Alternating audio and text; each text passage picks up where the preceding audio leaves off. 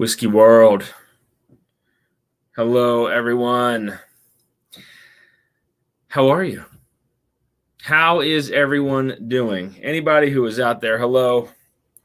Thanks for tuning in to this episode of Dusty Dan's Whiskey Reviews. Today,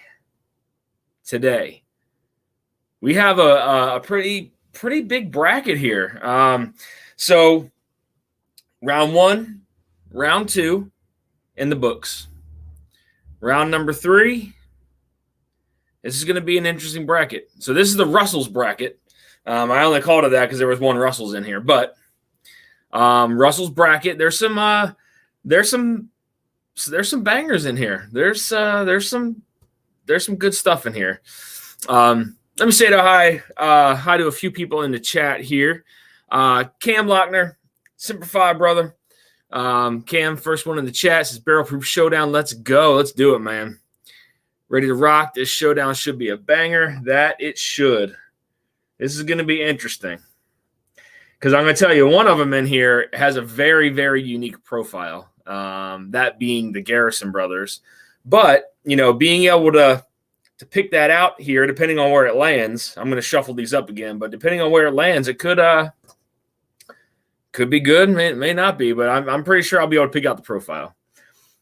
Got Doug H in the house. Doug, what's going on, man? Great to see you as always. Richie Z's in the house. Broski, how are you? Top Dog is in the house. What's going on, John? Great to see you. Hope you're enjoying that vacation, man. Justin Jenkins is in the house. Justin, what's going on? Mark Mace is in the house. Cheers, everyone. Peter B, cheers all. Cheers, Peter. Good to see you as always. All of you liquors is in the house. What's going on, guys? What's going on, man? How are you? Good to see you.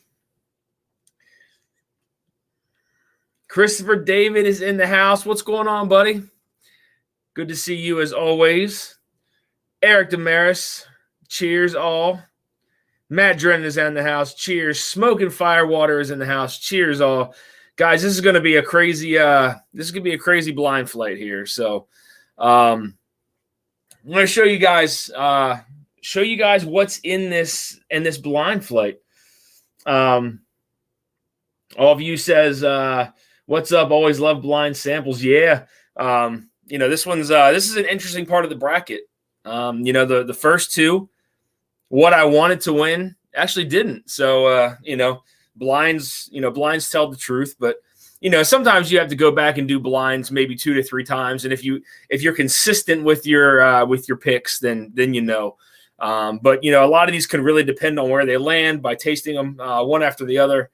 So, we'll see what happens. We'll see what happens. Got a few other people that popped in here. Darrell Stewart is in the house. Cheers. Good to see you, Darrell, as always. Cooler Running in the house. What's going on, my friend? Storytime. Shane over at Storytime. What's going on, buddy? Good to see you, man. Shane and I are going to get some things planned together. Have him on the channel. All right, so the lineup for tonight. Again, these were all random. For anybody who doesn't know, I randomized. I think it was after I took the ryes out and the finished whiskeys. I think it was like 130 bottles. And did a randomizer. And just basically every one that I random, for the first 5, they went into this bracket. Next 5.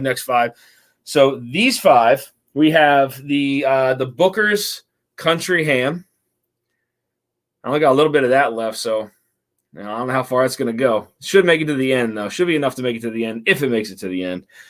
So we got Booker's Country Ham. We have the ECBP A122. A122. I really like this the A release from this year. Really good. So we have a Garrison Brothers pick from Bourbon, Scotch, and Beer in Jersey. Grabbed that from when I was up there on vacation. Now I'll go over the proof points on these two. So this one is 3 years old. This one's actually only 94 proof. So it's not a hot pick. And then we have a Russell's Reserve, Everybody knows it's 110. And this is the Iceman pick. Jimmy all iced out. Look at that. I think this they call it that because this pick was done when it was like -7 degrees or something like that. Something pretty cold.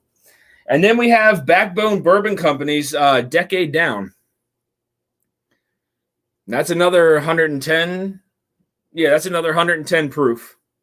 So, you know, I think right now the A122 and the Booker's Country Ham are probably the hottest as far as proof in this one. My brother's in the house. What's going on, buddy? I hope you're feeling better. Good to see you, man. Good to hear from you. Story time says, Mark Mason, I have a bottle for you. I need your address. JG is in the house. Whiskey cheers, buddy. Good to see you. What warehouse is the turkey? Justin asked. That is, I think this was C&A, if I'm not mistaken. Let me see. Yeah. This is C&A, and it's the pick was from John O's Liquor. So C&A, it's a 9-year, 3-month. 110 proof, and I think the pick was like done in like -7 degrees or something like that. So Louis the IV is in the house. Early times, bottle and bond. Cheers. What's everybody drinking tonight? Copper Wolf is in the house. What's going on, man? Good to see you. Brian Toner's in the house. Said Josh, my brother, is in the house. Cheers. Yeah, so what's everybody drinking tonight, guys? What is everybody drinking? I'm actually drinking the last sample of Cedar Ridge's Double Barrel Bourbon. It's a sample they sent me. It's pretty good. Cheers, everybody. I forgot to cheers you. Cheers, everyone. Thanks for hopping in. Much appreciated. Great to see you guys here.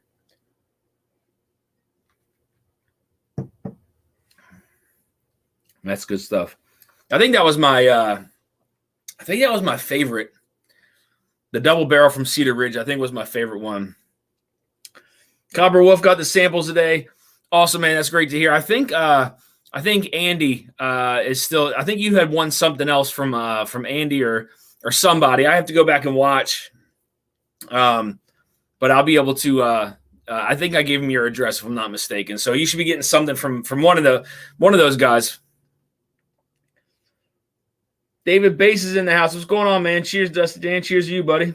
Sipping Booker's Kentucky tea. Pretty dang good batch. I haven't had anything, I think, since the Country Ham. I haven't had anything from Booker since 2019. That's pretty bad. Richie Z says, Laws, 8-year bonded. Pretty good stuff. Peter White says, Killing a Wild Turkey 101. Be replacing it tomorrow. Unless I get the shakes. That's funny. Peter B is having a pour of Russell's 10. Cam Lochner smoking a cigar, sipping on a 12-year Foursquare store pick. Damn. Top Shelf Dustin. Country Ham was so great. I'll never buy Booker's again. Yeah, I really like Country Ham. But then, they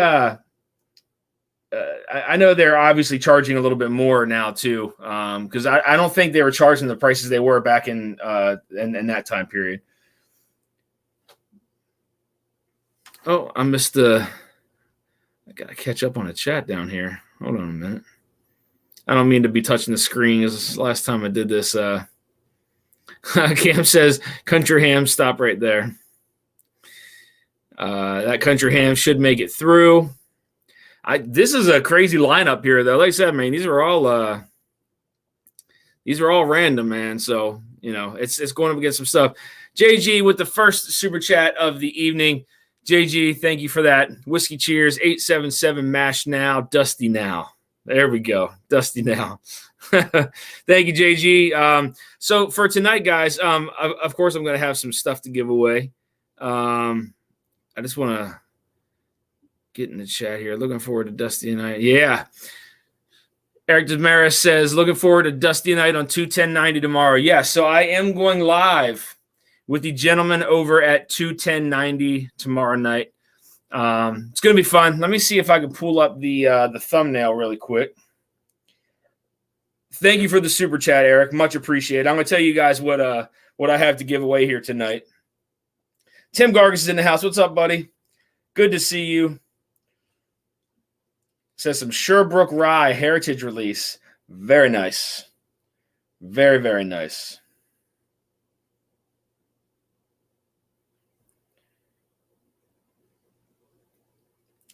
Yeah, Dustin says, well, given how much people like the country ham, for me, it was a poor man's Knob Creek, not for $100. Yeah, I mean, they're pricey now, man. It's crazy. Christopher David asks if they have, if all of you has access to Barrel King. Well, let me show you guys here real quick the thumbnail for tomorrow's stream with the guys from 21090. It's going to be a blast. Where are we?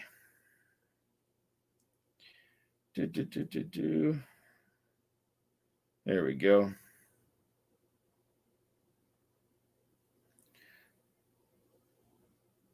Oh, well. I know it's hard to say. I haven't figured out how to do any of that sharing screen thing yet, but 21090. It's going to be ELO versus Fleetwood Mac. Rumors, sipping on some Dusties. It's going to be fun. I've been really excited to hop on their channel. I love what the guys do over there. They do a really nice job. I mean, incorporating the music, and then whiskey, and then beer on top of that. It just makes for a really good time. So, really excited to hang out with those guys. Whoops, sorry guys. Mark May says, sipping on an 8-year private barrel ECBP. I think I've only had like 1 or 2 ECBP picks. But they're actually really, really good. The ones that I had anyway. Having to pour a Jepson's 100 proof, says Top Dog. J Max says Top Dog. I only have cast strength Jepson's. Of course, barrel-aged Malort. Malort. ELO will be hard to beat this time of year. Man, I tell you what, I love ELO. I love ELO. Jeffrey Wack is in the house. What's going on, man? Hello again, Whiskey Friends. Again, if you guys haven't subscribed over to Hello Again, Whiskey Friends, Jeffrey Wack, Kelsey Dime, Darrell Stewart. Those guys are fun.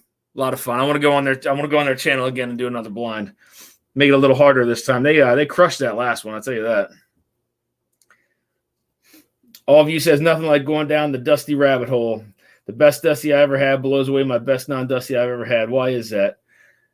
I mean, it's hard to say. It's funny. I actually saw you guys at the USO, the last USO in DC. I wanted to stop over there and say hi to you guys, but I saw both of you guys there. I mean, I don't know. It's, there's like a nostalgia to it, I guess. I don't know if that like kind of amps it up a little bit, but again, I mean, just not to go down that road, but I mean, old whiskeys was made. It was very different.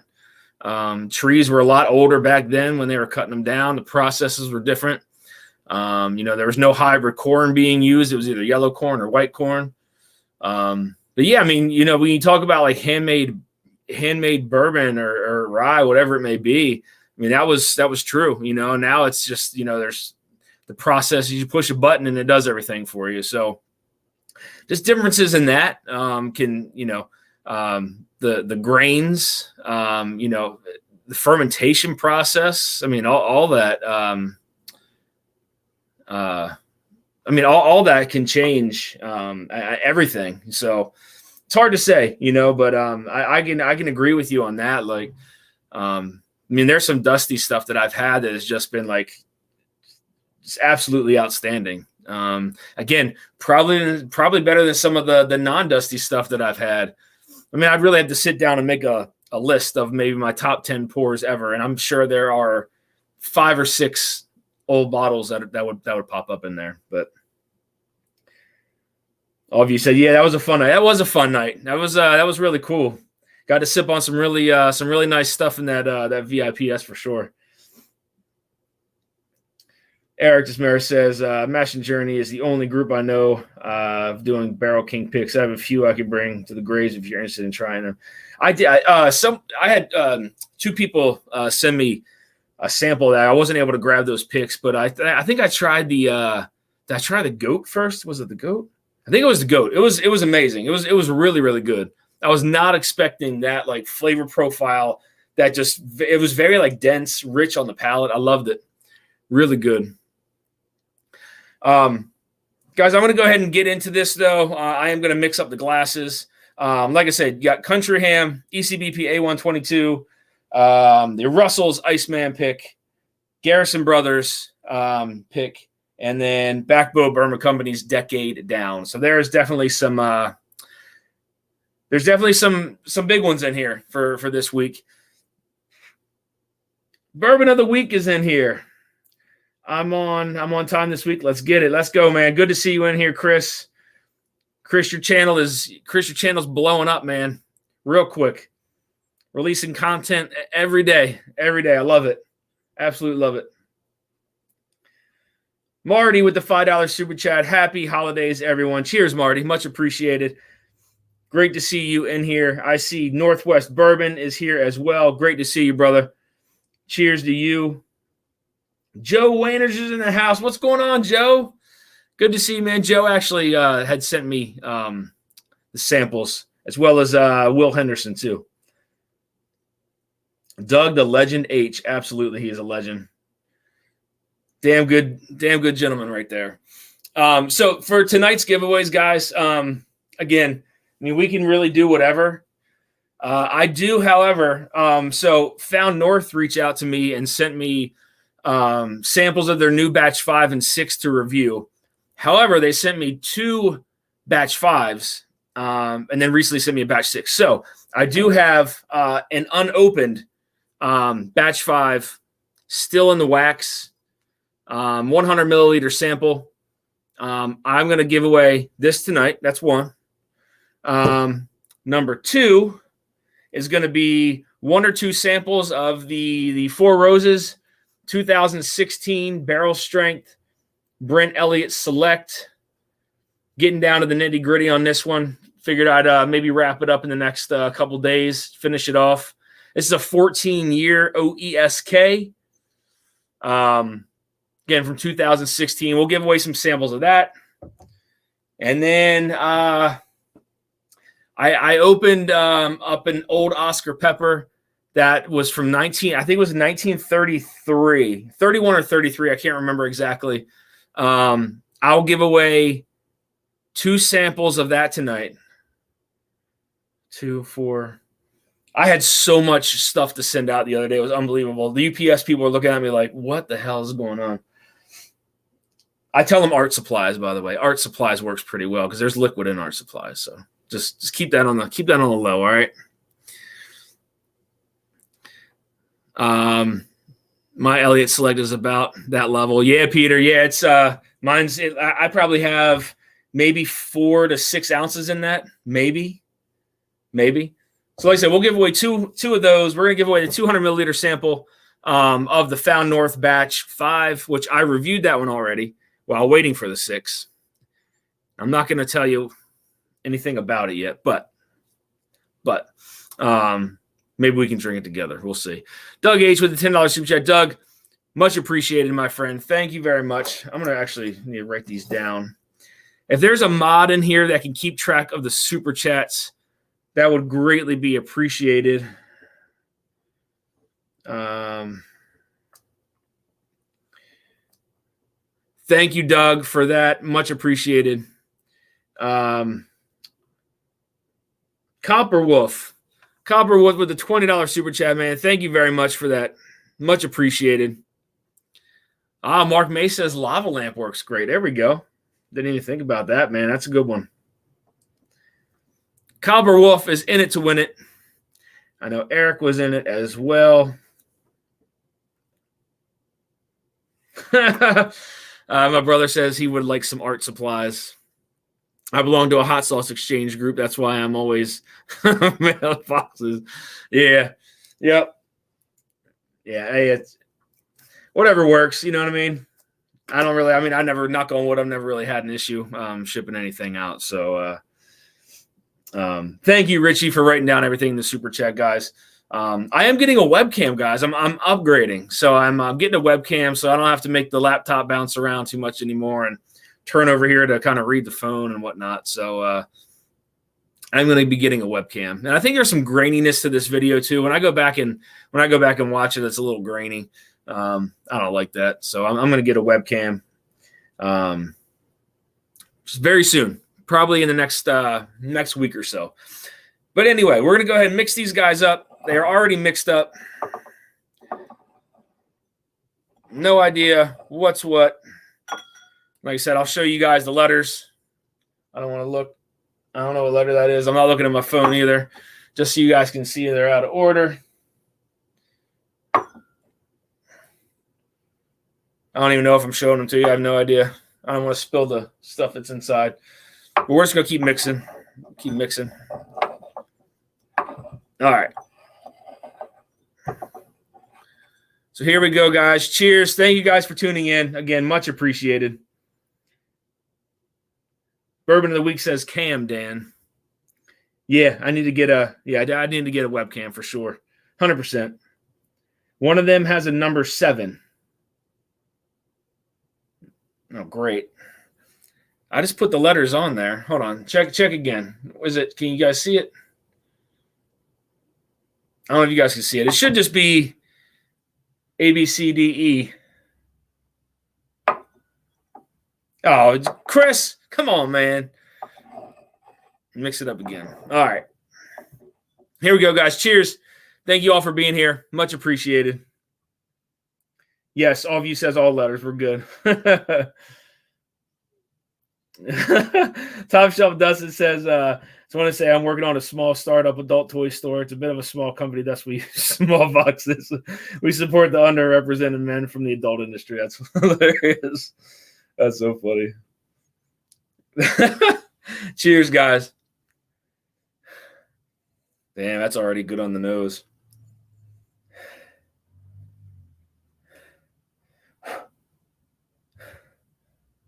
It's like very, very caramel heavy, like candied, those soft, like caramel chews.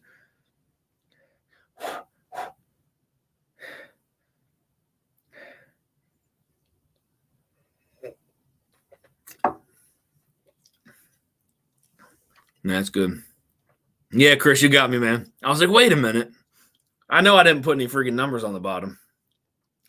Oh, whatever glass number 1 is good. Mark Mace with a $10 super chat. Mark, thank you, man. In it to win it. Again, we got 2 samples of the 2016 Four Roses Brent Elliott Select.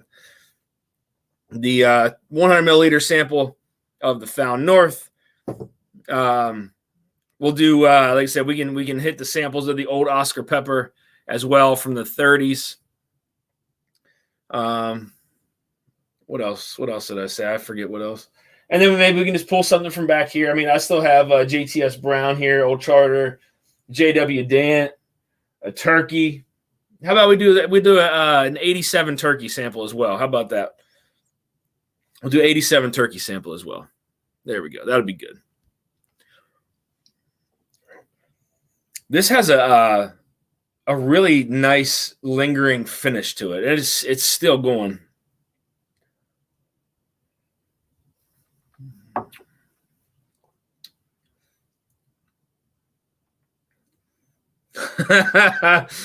Peter White says, we don't blame you if you accidentally dropped the Garrison brothers on the floor. Hopefully not breaking the Glen.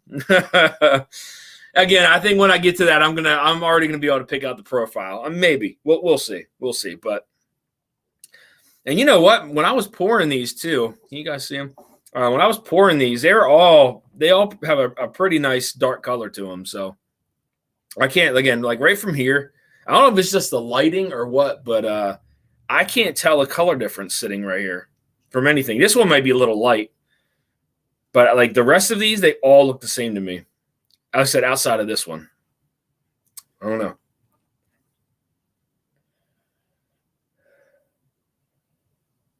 Top Shelf says, now that I remember, the only samples I ever didn't get were from Dan. Still wondering what happened. What were they, Dustin? What was it that I sent you? Do you remember what it was? Or when you won them or anything like that? Let me know. Let me know in the chat what it was.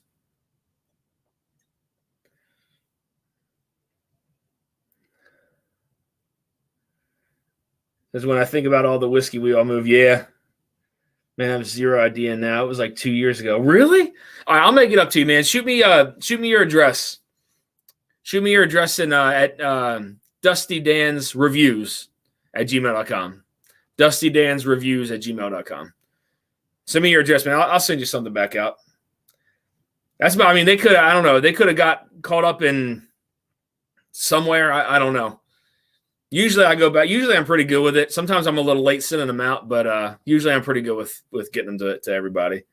But if I miss you, I apologize. If I owe you samples, man, you got to let me know where you want it from or something like that, just so I know. Roscoe P. Coltrane is in the house. What's going on, Roscoe? Good to see you, man. That was like so. It smells similar to that.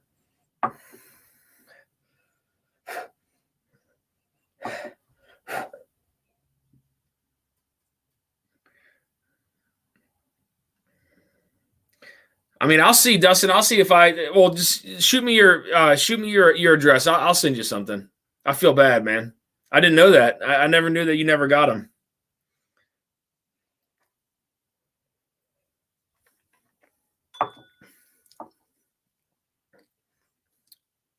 Ooh. Man, that's good. Whatever that is. Glass number 2 is damn good. Man, that's good. These bottles. I forgot to grab a water bottle. Let me go grab a water bottle. I'll be right back. 1 second.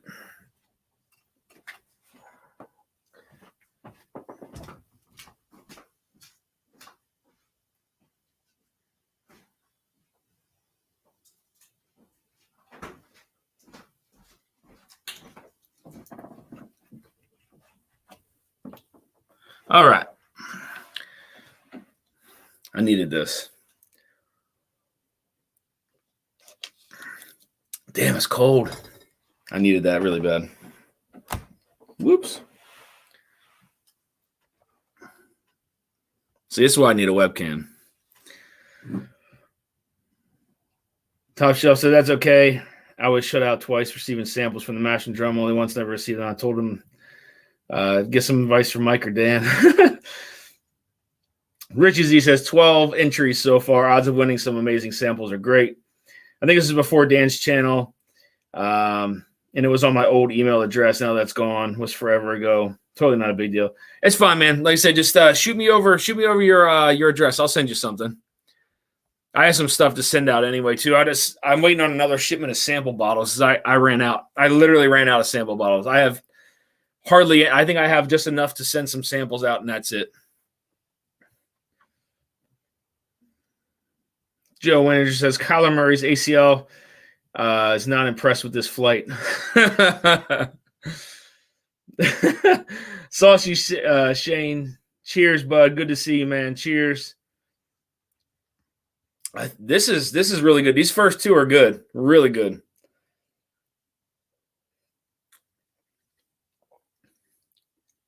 That's like, it's like, there's a little bit of toffee in there. There's some caramel. Really, like, there's a lot of vanilla sweetness to that. And then it turns into this, like, almost maybe a little bit of tobacco, but it's like really savory. Really savory. It's really oily too. That's good. I think I like that better than glass number 1 already. That's really good. This is a big week though. This is a pretty good bracket. I'll say that. I know the very last bracket is probably the best, and it just so happens it has like all the crazy stuff in it. Let's get into glass number 3. Whoa, that's a fucking weird nose.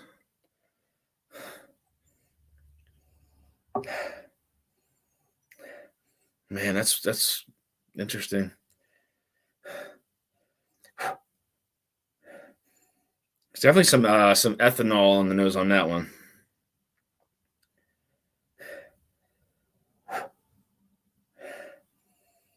There's some fruitiness to that, though.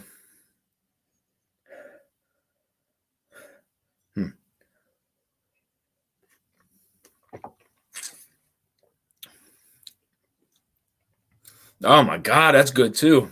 Good God.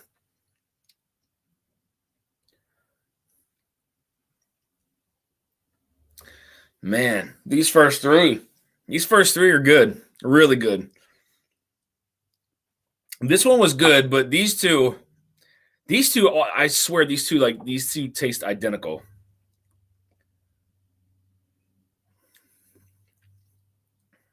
Okay, no, they don't. No, they don't. One I get more of the rye spices on. I get more of the rye spices on glass number 2 than 3. 3 was very sweet, but I'm going to go in for a second sip on number 3 just to see what's going on.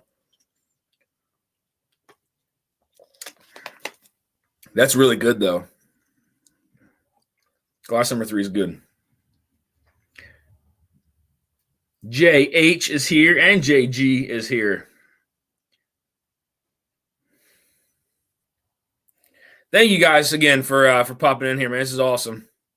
So I think Monday night will wind up being the best night for me to go live. You know, after this Blind Barrel Proof Showdown, I'll probably just continue to go live. I have some plans to do some live streams. I do want to incorporate my top 10. Here's where I'm kind of stuck, right? Is like there's been some American whiskeys, corn whiskeys that have probably snuck in my top 10. So I've been going back and forth on whether to do rye as its own category, maybe do my top 5 ryes. Maybe I can do that live. Break them all down. See what everybody thinks, what everybody's favorite to win is. But I kind of want to do the same thing with the bourbon bracket, but it's where to slide the American whiskeys or the corn whiskeys into. That's the that's the tricky part. So yeah, Dustin says Monday's a good day to have one of these semi-early lives. Yeah, I mean, honestly, man, if you think about it, every other day is just swamped. I know, Dara and I go live the same time. So, I mean, I was thinking about maybe pushing mine back to 9:00 because I like watching Dara. I hate, being the same time slot as her. So I was thinking about maybe going to 9 just because I do go longer than an hour. But I don't know. We'll see. It was just a thought. Go back one more time to glass number 3. This is really good. I got a little fruity, little peanutty as well.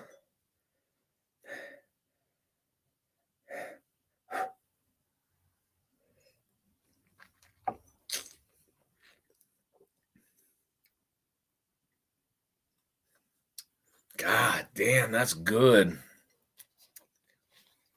It's to me, it doesn't taste as spicy as number 2.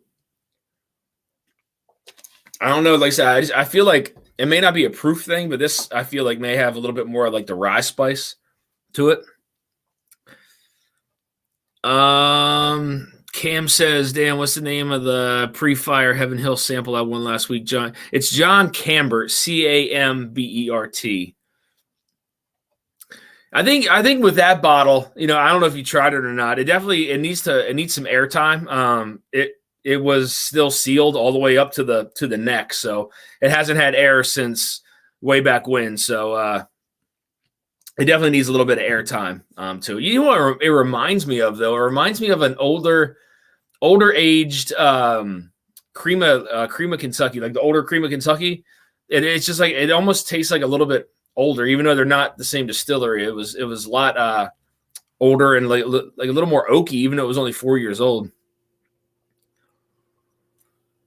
Top Shelf says Mike and I are doing these semi-monthly LOL lives on Thursday. Bottom line is you gotta do lives when you are available. Got to be selfish, but yeah, that was a tricky part was finding a dedicated time to go live. And again, any other day of the week, you're up against so many other people, people that I enjoy watching. So it's like, I don't want to go live when I could be, watching them. And not only that, but the time slots are just they're so filled up, so many. But Monday seemed like the easiest day to do it. So I think I'm just going to stick with it. Oh yeah, Cam, I'm sorry. The sticker may have fell off of it. I'm actually getting a label maker as well, guys. So I'm moving up in the world. I'm getting a webcam. I'm getting a label maker so I can be like official when I send the samples out and not writing on these little like colored stickers. But yeah, that was the sample for you. I said that the sticker may have fell off, but that's what it was. It's John Cambert, Cambert, and it was from the '60s, distilled in the '60s. Again, Heaven Hill, obviously very, very pre-fire. But Peter B says Monday's work. Yeah, man. Outside of Monday Night Football, for any football fans, I may interfere with that, but outside of the football world, I think Monday night is going to be my night. So I'll come up with some pretty fun stuff while I'm doing this Blind Barrel Proof Showdown, and then kind of go from there. Like I said, I'll probably do a live for my top rye. I don't know. I haven't decided if I'm just going to do a top 10 whiskeys and incorporate everything into it, or just do do my top 5 ryes, top 10 whiskeys. I don't know. I'm not really sure. Dusty Dan goes Martha Stewart. Absolutely. We can bake some shit on here, man. We'll start baking. That's what we'll do, Dustin. JG. We'll start baking. Bake some cupcakes or something. I don't know. All right, let's get into glass number 4. See what this one's all about. Ooh, it's sweet and fruity. I got a little bit of ethanol in the nose on that one, too. I don't know how. These things have been sitting out for a while now, but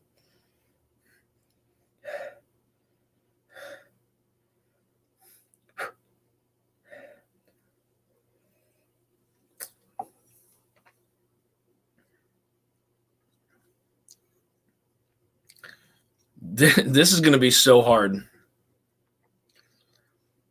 This is by far is the hardest that I outside of maybe this one. These 3 are really, really good. That's really good. Like there's some citrus on there, some lemon, some orange. Got a little kick of proof on it, not too much. Cam says it had a letter A on the cap. Much appreciated, brother. This will be my first pre-fire. Yeah, again, man, let it open up a little bit. They said that it was sealed all the way to the top, man. So not this Monday night game. Over under should be 12. Yeah, football and drinking with Dusty Dan. Not mad about it. I appreciate that, Mark. Much appreciated. This is very fruity. There's a lot of vanilla on the nose. The palate kind of matches the nose, to be honest with you.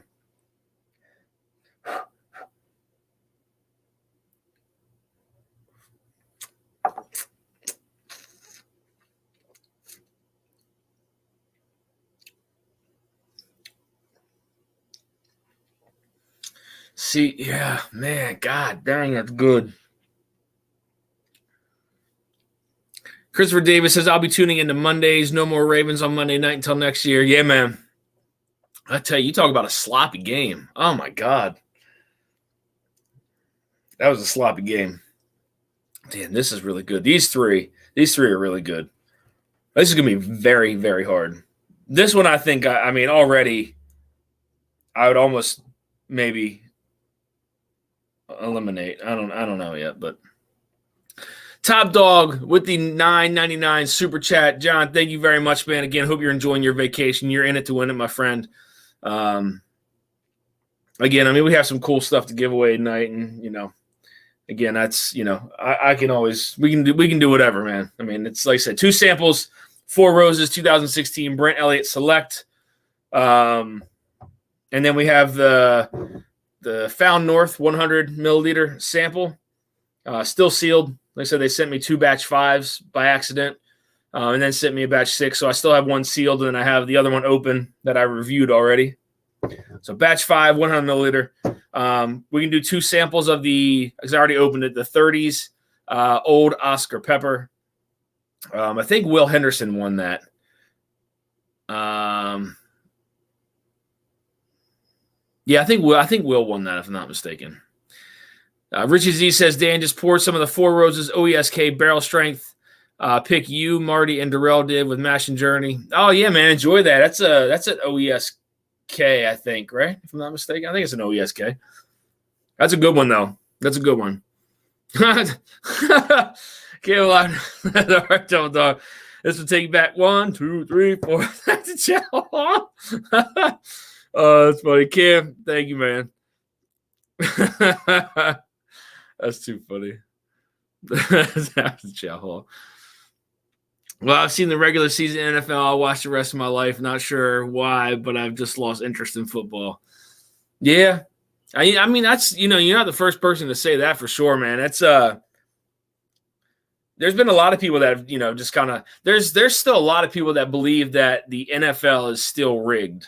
Now, I don't know. I mean, I'm interested. Do you guys think that sports in general is rigged? Let me know in the chat. I'm interested to see your guys' thoughts. Richie said that's a great barrel. Mine is going too quick. Nate Cox with a $10 super chat. Nate, thank you very much, man. Cheers, Dan. Send you Barrel King samples out today. Tis the season for sharing. Nate, that is much appreciated, my friend. Thank you very much. Like I said, I was not able to grab one of those, but thank you to the community. Again, I was able to try that. I think I tried the goat yesterday, if I'm not mistaken. I think it was the goat. It was good, man. It's very rich and dense. That's MGP, right? If I'm not mistaken. If somebody can let me know. I think that's MGP, if I'm not mistaken. Richard Z, it's delicious. Peter White says, I need bottles of Found North. Yeah, man. Yeah, yep. Yeah, like I said, this is I already reviewed the 5. I don't want to really talk about the flavor notes or anything like that, but I think you will enjoy it. I'll say that. Top Shelf Dustin says, might as well hop in. These are some hitters. Yeah, man. And like I said, we can do a sample of like the 87. I think it's 87 turkey too. So we'll have 5 or 6 giveaways, something like that. That may change later on in the evening, as you guys know. I may do a little bit more, but just because Christmas is right around the corner, I think next Monday will be a pretty interesting live. So I think we'll give some pretty cool stuff away then as well. So I watch NCAA football and gamble on NFL. Yes, indeed. Top Shelf says, I'm sure there's some ref opinions that are skewed, but nah, it's not that fixed. Working remote, I don't have water cooler football talk anymore. Turns out I watched for the chatting. Yeah. I don't think the NFL is rigged, to be honest with you. Again, there are, like you said, referees that tend to bend the rules a little bit. Some have been exposed for it, to be honest with you. There are a few that have been exposed for it. 20 entries. Keep it going. Thank you, Richie Z, again, for keeping track of that, guys. And again, thank you guys for staying in the chat. This is awesome, man. I really enjoy this. I enjoy Monday nights. I enjoy your guys' company. I enjoy sharing with you guys. That's what it's all about. I wish I went live on Mondays a long time ago, but just didn't have the time, unfortunately. So Jeffrey Wax says, Found North is crazy good. Yes, sir, it is. Very, very good. Like I said, I think this batch 5 is good. Again, batch 6 I haven't reviewed yet because it wasn't here. They sent me 2 batch 5s. But now I have it. But I did do a review on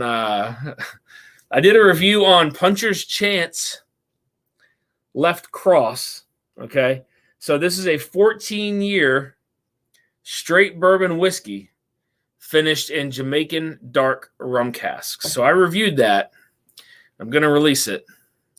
And I don't think they're going to like me for it. But that's all I'll say. Cam says, I think that when you're dealing with that kind of money that's in pro sports nowadays, all parties involved are always going to look for an edge one way or the other. It's a good point. There is a lot of money involved in that for sure. Top Shelf doesn't says interesting take on why you lost interest. Jeffrey Wack with the $10 super chat. Jeff, thank you so much, man. Kicking off the week in style, hanging out with Dan. Much appreciated, man. Again, I want to come and hang out with you guys again. That was a lot of fun. I got to make the blinds a little harder for you, though, man. You guys crushed that. That was pretty impressive. Richie Z says wants to try all 10. COVID killed many a football pool. Top Shelf says, David, I remember when I really got into all sports, I was working as a busboy, something I could talk to coworkers about quickly. Yep. Convenient, easy chat. Says, I just wrote a review, trashing a new cigar blend. Nancy responded, gotta love her, always class. Dustin, were you expecting her to respond, or was it kind of a surprise? Nate Cox says, I ended up buying the Nash Tuggy from Sealbox, but hasn't arrived yet. All right, I'm going to get into this last glass here, glass number 5. Yeah, so like I said, they're not going to – I didn't shit all over it. I'll release the review. It just wasn't there at all, kind of, for me. Even at 14 years old, it just wasn't it. So – Keith Thompson is in the house. What's going on, Keith? Good to see you, man. I don't know if your samples got to you yet, but I did ship them out. I think there was only 1 or 2 that I wasn't able to ship out last Thursday. So the majority of people should be getting their stuff hopefully the next day or so. But cheers to you. You're in it to win it, buddy. Good to see you, Keith. Really good to see you in chat, man. Top Shelf says, Nancy always responds to me, even on blogs. Where 5 people read it. Yeah. See, that's what's so cool about some of the people in the whiskey world, man. Like, she doesn't have to respond to anybody, but she does. Like that means a lot. You know what I mean? It's really cool that like that interaction with the consumers, you know what I mean? And I'm sure even though that may be a small response, I'm sure that she still kind of takes that to heart. You know what I mean? And maybe goes and maybe tries to fix the next batch or whatever. But either way, really, really cool that she responded to that. Roscoe says, I would like to try all 10. Really want OESV and OESO. Roscoe, you never tried an OESV? I don't know if I have. I think I have an OESO somewhere. I know. I have a couple of OESVs. There's a couple in this Barrel Proof Showdown. Cheers, guys. Get into glass number 5. I didn't even smell it yet.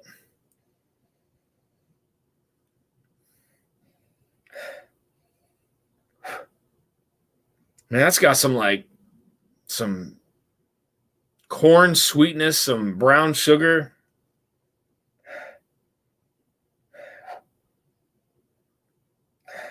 It's like a spicy corn. Some cinnamon on the nose. A lot of cinnamon.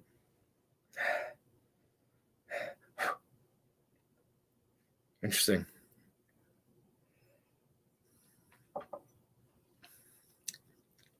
I found the Texas whiskey.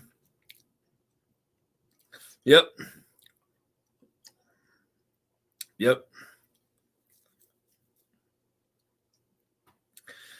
it's exactly how I remembered it. It's really good it's very, very sweet and rich on the front of the palate. And then it just dries the middle and back of my palate out so bad. And it's not one of those ones that's like that sneaks up on you and brings that viscosity and that oiliness back to the palate. It dries you out, and like that was it. I remember when I first got it up in Jersey. and tried it. Like I said, I love the front of the palate. It's so sweet. If it stayed like that all the way through, man, I probably would have went back and bought a couple other bottles. But it's so drying on the palate, and it's only 94 proof. It drinks way hotter than 94 proof, by the way. I'd say that 110 range, but it just takes all the moisture out of your mouth. JG says, Dan, did you ship me that sample? I did send you a sample not that long ago. I don't know. Did I put one of my little colorful stickers on it? If I did, then it was mine. I sent it to you. Sometimes, I mean, the sticker may have fell off too, and then that's why I got to get a label maker and be a little more professional about it. Dustin says, I was late to the game on 4-hour single barrel, so I'm way behind on trying them, but they are quickly becoming my favorite big name distillery after not liking that. Hell yeah, man. That's good to hear that. Like I said, Dustin, send me your email. I want to send you I have quite a bit of 4 Roses, not only here, but at the other place too. So I owe you something anyway. So send me your address, bud. Goes to show you got to try everyone's best foot forward. Yep, agree, man, completely. 24 entries. It's going to win some amazing samples. Yeah, man. I got there's a good bit in here. So giving away some nice stuff. And like I said, on Monday too, next Monday, we'll have a really cool giveaway for Monday for Christmas and stuff like that. Samples should be able to get to you guys before Christmas as well. So Mike Myers in the house. Cheers, man. Good to see you, bud. Richie Z, Dan's email, DustyDansReviews@gmail.com. Yeah, again, guys, so not even only with samples, but like if you guys have questions about anything that I may be able to answer, I mean, more related to like older whiskeys or dusty stuff, if I can't find an answer, I do have sources who can find stuff, some very reliable sources. But I'd be glad to answer anything that I can. So be more than happy to. I'm gonna sip this one more time. I already know what this is. I already the flavor profile. This is, I hate to say it, it's already an out for me. It's so drying. My mouth is still dry on the mid to back palate. So I already know what it's gonna do. But so good, sweet up front. That cinnamon burst hits the middle of the palate and then dry. Bone dry. Yeah.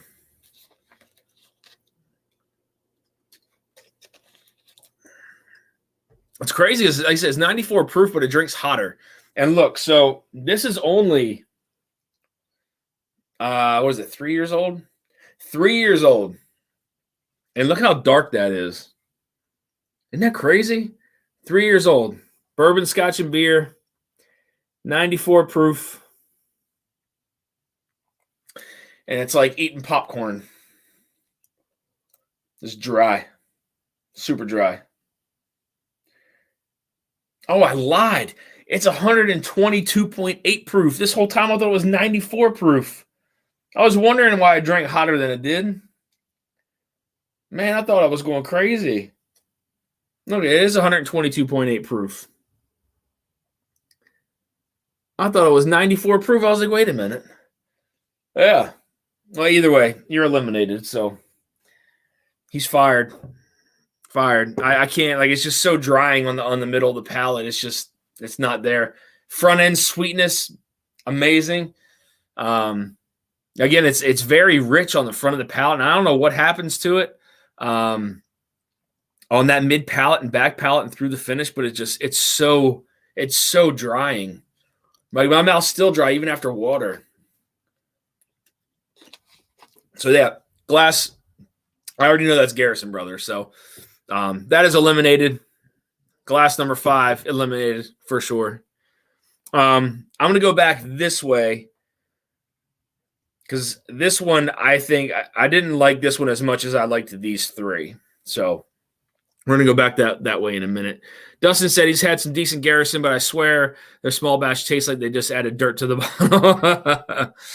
It's crazy, man, because like you got to think like, yeah, there's a lot of barrel exposure and influence in that whiskey. And only being 3 years old, can you imagine having I don't even know if the whiskey would last in, like 10 years in a barrel over in Texas. Like, I don't know. Is there 10-year-old Texas whiskey? If someone can answer that, I have no idea. I can only imagine the yield would probably be minimal at best. And then dark as coffee, I'm sure. Richie Z says, Garrison Brothers are still new. New one to me, except for a very interesting sample Daniel H. sent me a couple years ago. Yeah, that's right. I forget he's over in Texas. Keith said, I took the Garrison tour. It was cool. Just didn't care for their stuff, unfortunately. Yeah. It's like it tastes, well, this one anyway, tastes older than it does. It's just very drying on the palate, and it's just not pleasant. Again, very, very sweet and rich on the front, and as soon as it hits the middle of the palate, it's just like it just absorbed all the liquid from your mouth. It's insane. The low proof Garrison is the small batch, which I just poured to protect the world from anyone else from trying it. Thank you, Dustin, man. Take one for the team, bud. Thank you. Never tried any of the Garrison stuff. Yeah, Nate, I think I've had one other Garrison outside of this, and I wasn't a fan. Now, however, a while back, I want to say at least a year and a half ago, I did a live with Jason from the Mash and Drum and somebody else, and I remember, what's the guy named over at Iron Root? He had sent some samples to everybody, and I tried the Iron Root Harbinger, I think it was, the original. That was really, really freaking good. That was damn good. That was probably the best Texas whiskey I've had. Again, like Still Austin is, their regular release is decent. Their cask strength, I would say, is maybe a little bit better. But the Iron Root Harbinger for me was probably the best Texas whiskey I've had, for sure. Top Shelf says, have you had any Amuradan? They have similar climate and take on notes, but they seem to know more about what they're doing. I have not, Dustin. I haven't tried anything from them. And what's crazy too is like, obviously they can't control their climate, and I'm sure it's difficult because obviously there haven't been, a lot of companies to distill in Texas because, obviously you can't hide from the heat. So, and like you said, who knows what they're doing too? That's really the most important piece of it is them actually having to know what they're doing. But I don't know. Like I said, I know the Iron Root Harbinger was really, really good. He sent me something else from Iron Root too. I don't know if it was like their standard release, but it was really good as well. Still, Austin, Texas did the right thing by bringing in Nancy Fraley to blend. Yeah, I agree with that. He says, the guy Iron Root is cool, but keep in mind Iron Root is like hundreds of miles north of Garrison, completely different climate. Gotcha. Okay. Gotcha. Yeah, I forget the guy's name. Harbinger is, maybe that was it, Copper Wolf. That may have been the other one that I tried, the Hubris. I recognize that name now that you say that. Brian Toner with the $10 super chat. Brian, thank you very much. There's a dessert wine and there's a dessert bourbon. Yeah, man, absolutely. It's again, maybe it was just this pick. I don't know, but I remember when I got it and I opened it. I love the front of the palate. I was hoping it was going to stay consistent with that flavor profile, and it did not. It did not, and it still is not there.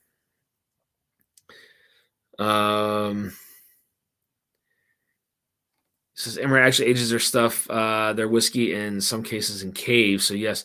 Wow. Interesting, man. What? That's a great idea though.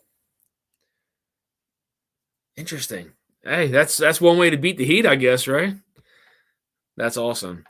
Still Austin cask strength was so good when I first opened the bottle. I got all nutmeg on it for me. Yeah. It got very baking spice forward. Oh boy. 210.90 in the house. Let's go. Sorry, kids are finally in bed. What did I miss? Like I said, I've already gone through 1 through 5. I eliminated glass number 5 because I already know that's the Garrison Brothers, the Texas whiskey. But yeah, man, I have some giveaways tonight. So again, for those of you who did not hear, tomorrow evening I am going on with the fine gentlemen over at 21090. Again, those guys are local to me. Very, very close. Probably a less than 10-minute drive from our houses. So I'm going to be going on 21090. I'm freaking pumped for it. I cannot wait. I love those guys over there, both of them. I love what they do. As you guys know, I'm sure I've said it 100 times. Love what they do, but super excited. Yeah, so I can't wait. I can't wait. Super, super excited to hang out with those guys. 21090 says, let's rock. Copper Wolf, you're in for 4 entries. Top Shelf took 8 years. Took an 8-year Emirates tasting this weekend. A single cask from KWN in Alberta. Very nice. Nice, Peter. Very nice. Robert Licorice. Yes, thank you, Dustin. Thank you. I knew it was a last name that was I knew it was something like that, but I couldn't think of his first name. I know he has like red hair. That's what I remember. Those 8-year, I think, are the cave aged. That sounds so crazy, cave aged. Mark May says, Murray Hill Club, Nancy, delicious. Love that pepper bite in the finish. Yep. Look at all that love you're getting, 21090. I'm telling you, man. Trio of trouble, says Ryan in Delaware. What's going on, Ryan? Good to see you. Yeah, we're gonna get into some trouble. We're gonna get into some trouble tomorrow night. So it's gonna be a lot of fun. A lot of fun, man. Got some stuff planned. So we're and you guys are in for a treat. We'll say that. So Eric says 21090. I was distracted, though I thought P90X on the shelf. 21090 says David Ravens never make it easy, do they? Oh my gosh, that game. All right, so we're gonna go back to glass number 4 really quick. I remember liking 2, 3, and 4. 1 for me, again, maybe it was just, it was the first glass I had, but let's go backwards. So much.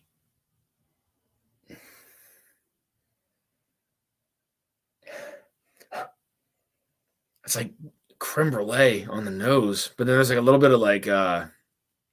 bit of peanut too.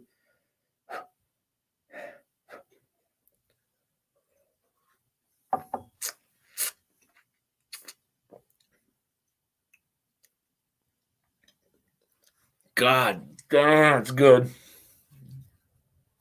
That's really good. Glass number 4 is, man. It's like I definitely get some peanut on it. It's like a roasted peanut, rich caramel, vanilla. Man, that's really good. Peanutty though, a little bit. 21090 says, Mark Mason, I need to email you or Eric for your address. You won his samples on our stream last Tuesday night. Cheers, brother. That's awesome. I didn't even know. I had won something too. I didn't even know. Peter White, dude, I really want a Virgin Oak. That's even more moist in the cool climate than the Garrison.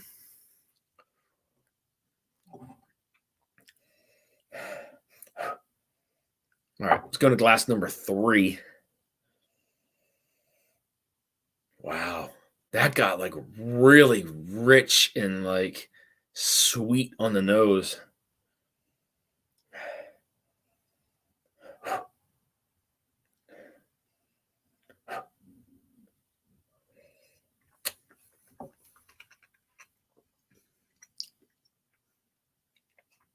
God damn, both of those are really good.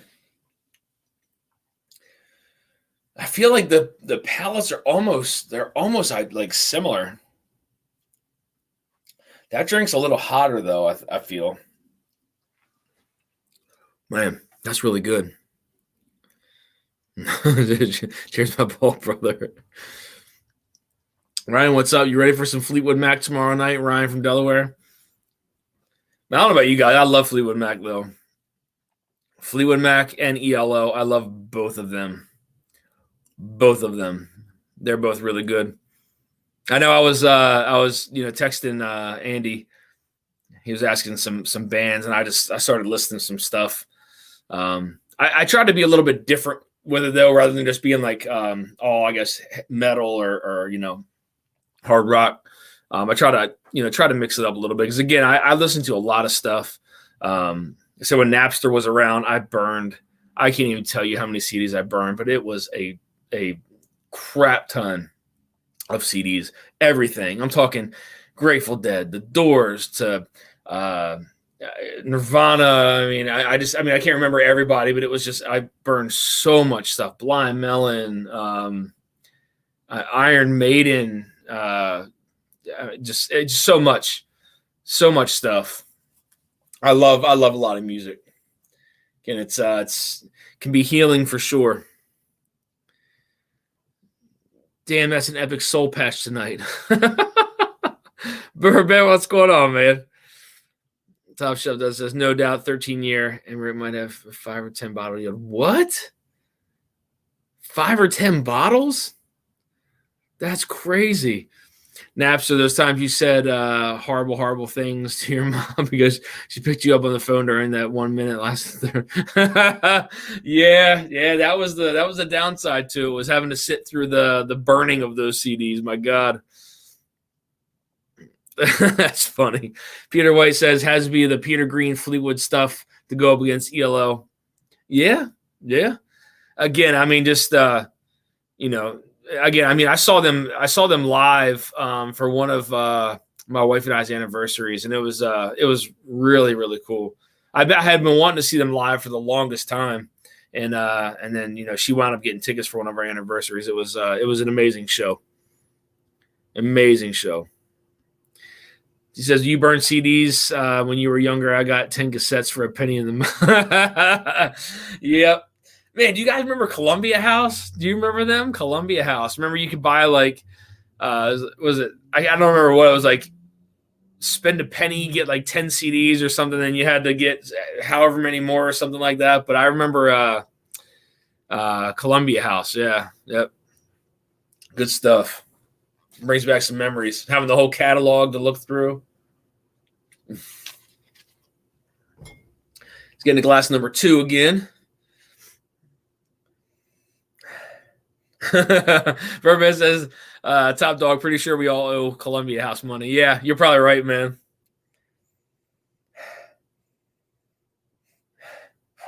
Columbia House and BMG mail order. Yep. Yeah. Roscoe says he remembers Columbia House.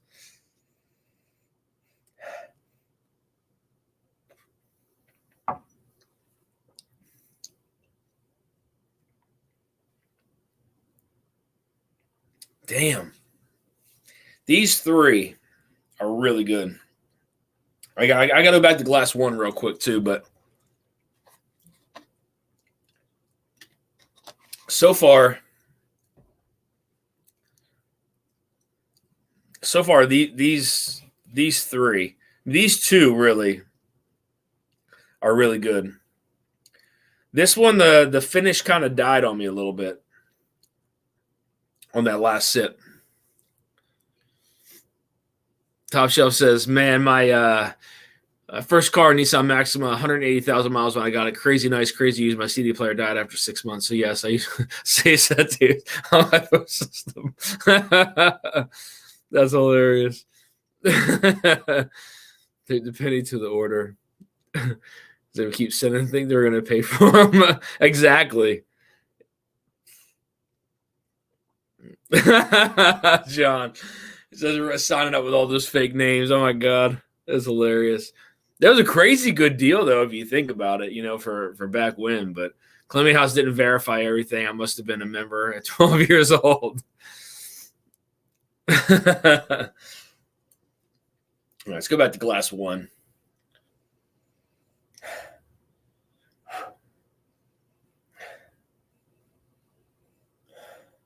There's a lot of baking spices on glass 1.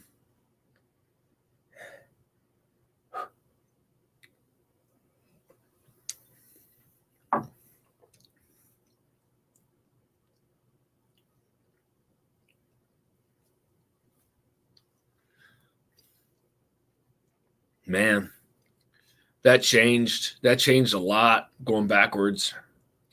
God damn, that's actually really good. That's really good. Damn, this is hard. This is hard. Oh my gosh.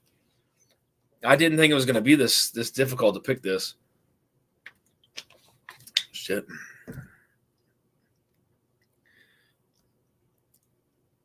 Start sending them to my work after a while. This is great. All the nostalgia. Yeah, right? Columbia House, man. Taking it back. All right, so I have to ask, are there any old school skateboarders in the house? The old was it the old 911 videos or 311? I can't remember what they are anymore, but I was playing Deep Purple Machine Head in my 1973 SD 455 Trans Am. Wonder I'm still alive. This is how fun was the Pickwood Mashing Journey on the Four Rose Barrel Strength. It was a lot of fun, man, to be honest with you. We all had a really good time. It really came down. So it's funny because it really came down to like two picks. Darrell was really set on pick number 6. And we were all pretty much set on pick number 9, and then we blinded them. So that we stepped outside.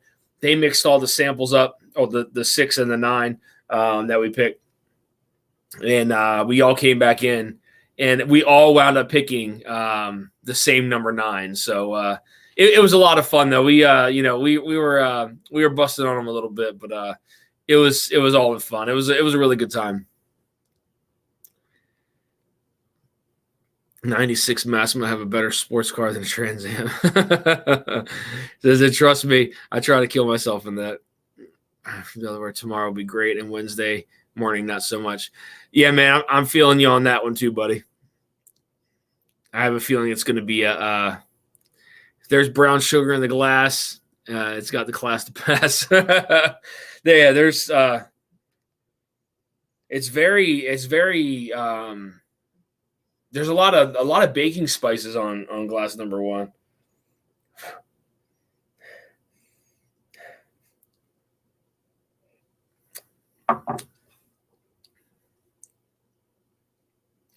See, now that third sip, the third sip just died. The second sip going back was like really, really good. And then going back to this, going this way, it fell off. It's very sweet. Very sweet. There's some nice cinnamon, some nutmeg to it on the back end. But then it just goes away. It just dies like really quick. Man. I'm gonna eliminate glass number 1 as well. I think it's gonna be down to these 3, 2, 3, and 4. 2, 3, and 4. Just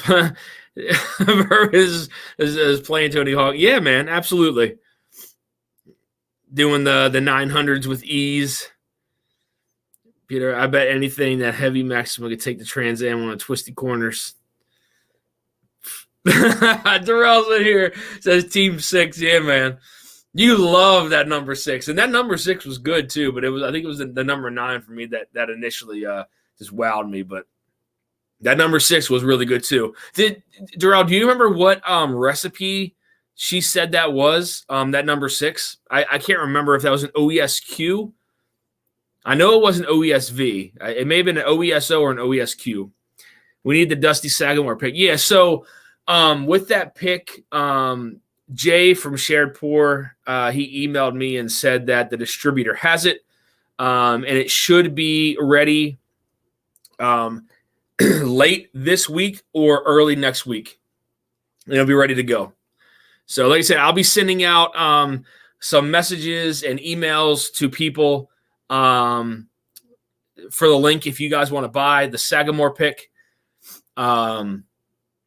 And then after everybody, who wants one gets one, I'm going to send it through the Mash and Journey patron club. So, but like I said, I'll make sure I message everybody or text everybody the link for it to buy one if you guys want to buy one. And then, like I said, it'll go through the Mash and Journey after that.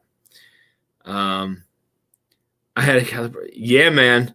Guys, I had what did I have? I had Beer City, Pal Peralta, and I think maybe Independent, if I'm not mistaken. I know I think Venture Trucks. Had Venture Trucks. Roscoe says, having some OBSK. How about you? Awesome. OESQ. Okay. Yeah. Yep. OESQ was the number 6. All right. Let's pick this winner here. These 2 winners. I don't know. This is really hard.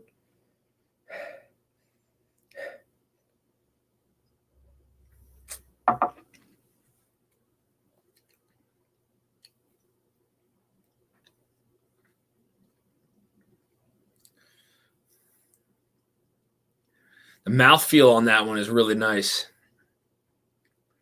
It's got a nice mid palate, creamy vanilla, nice caramel.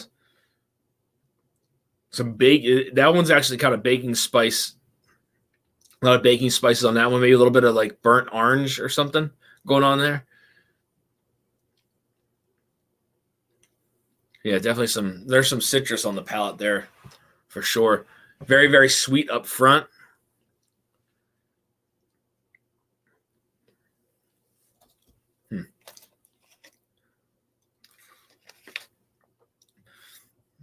Peter says, mine was red as well. Only a 252 ST 455 TAs and 73 was a serious car. NASCAR forged pistons and rods. 4-bolt main transmission was really quick for the era. You know, a truck that I had that was actually really fast. I had how long ago was that? 6, 7. Oh no, I had a 2001 Dodge Dakota, the 5.9 RT. That was a pretty quick truck, man. Dodge Dakota 5.9 RT. Yep. Having a Middle West Spirits single barrel proof pick from Cam, Drums and Drams, amazing, like Stag Jr. Slayer. Nice, man. That's awesome. Big Vic is in the house. What's going on, man? Thanks for tuning in, bud. Good to see you. Good to see you, man. All right, glass number 3.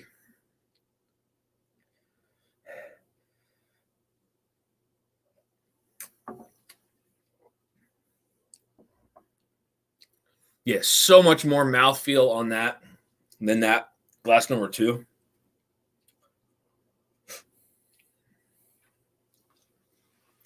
It's oily, a lot of rich caramels, vanillas, some tobacco. I feel like on the palate on the back. It gets a little like almost earthy back there, like tobacco. Man, that's got way more mouthfeel in this one here than glass number 2. Let me just take the last sip of 3. I think it's 3. Because I think I like this more than glass number 2 as well. Well, the nose got funky though.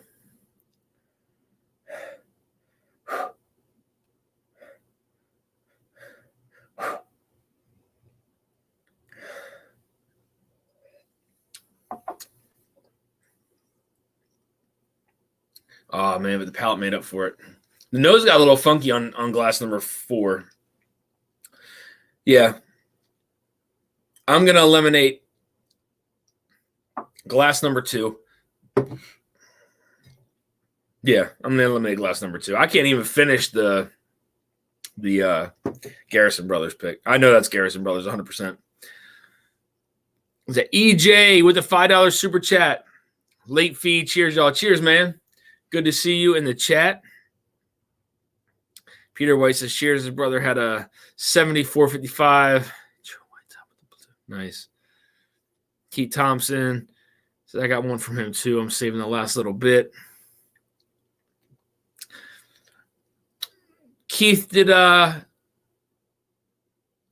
you win something else besides my sample the other night? I thought you did. I thought you won something. I don't know if you won. I'd have to go back and look. I think I wrote it down somewhere too. I thought you won. I don't know if you won one of the beers from 21090, one of their giveaways, maybe. I can't remember. Something like that. Either way, glass number 3 and 4 are moving on, and we're about to see what they are. Glass number 1, 2, and 5 eliminated from this Barrel Proof Showdown. This is actually probably the hardest week for me outside of the Garrison brothers. That was kind of pretty easy to eliminate, given that it dried me out completely. 26 watching and 26 likes. Fan freaking tastic. Absolutely, man. Again, thank you guys for hanging out. Much appreciated. Thank you guys for hitting that like button. Big Vic with the $5 super chat says, I'm feeling lucky. You're in it to win it, bud. In it to win it. So let me just review really quick what I'm going to be giving away tonight. So it's going to be 2 samples of the Four Roses Elliott Select Barrel Strength. This is a 14-year OESK. 14-year OESK. So 2 samples of that. And then we're giving away a 100 milliliter sample of the Found North Batch 5. Excuse me. It's still sealed in wax. So they had sent me 2 Batch 5s by accident. No, there's nothing on the backside. Batch 5. It's aged 8 years because that's the minimum, but it's a blend of 21 and 8-year-old whiskeys. So it's a 21-year-old 73% corn whiskey, and then an 8-year-old 27% wheat whiskey.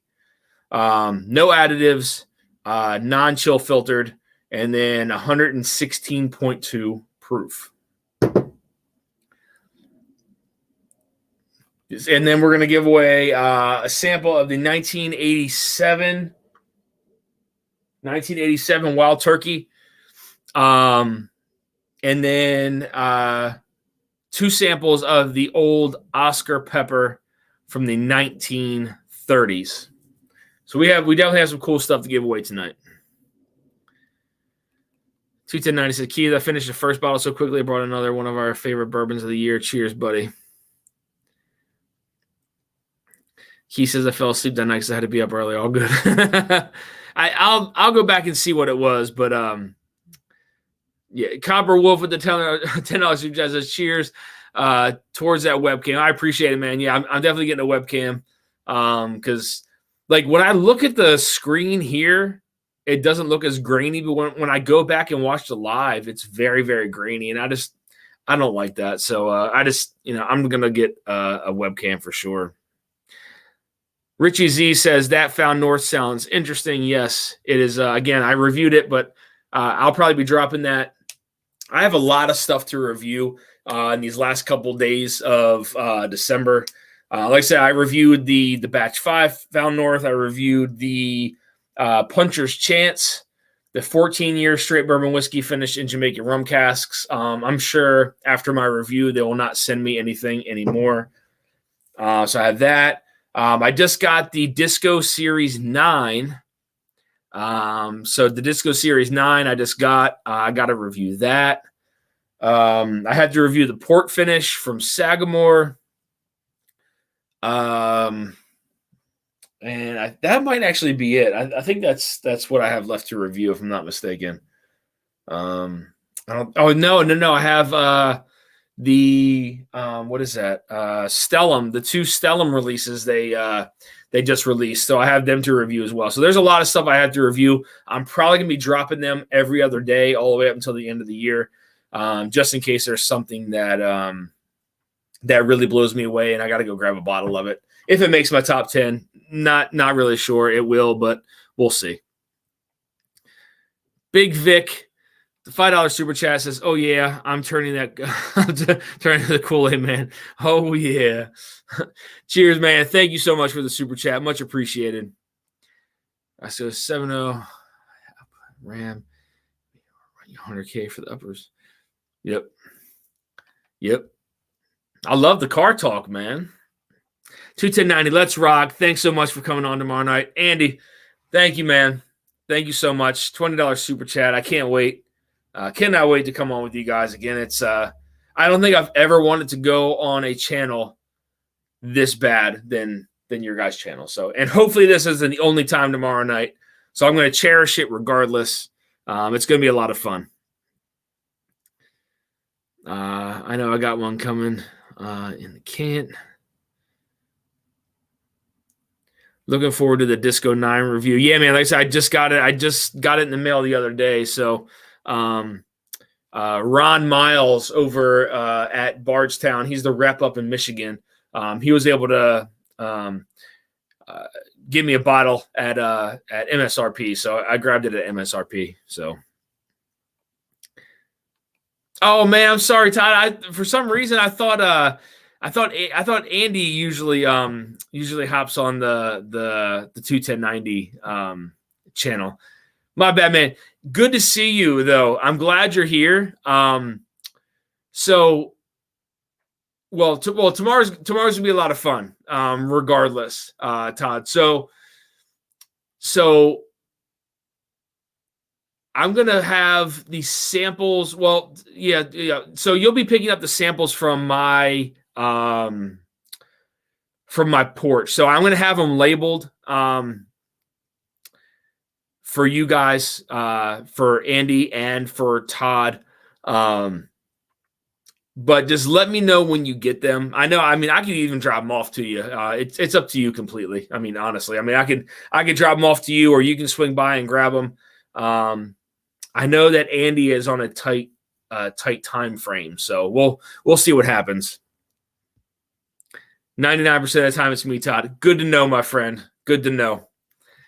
And thank you for being here, man. And I'm telling you, I cannot wait to come on your guys' channel, man. It's gonna be a blast, man. I can't wait.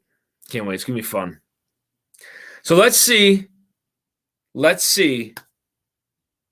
who's moving on. All right.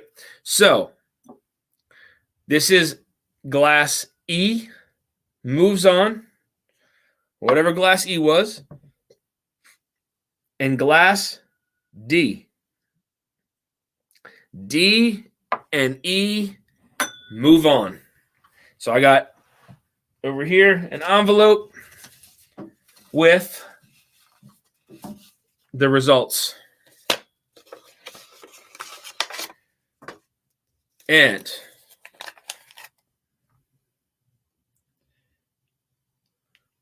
okay, so leave them on my porch, and I'll get mine from your porch during my lunch. Got it, buddy. You got it, man. I think you'll like the dusty one I'm going to pour for you guys. So, wow. What?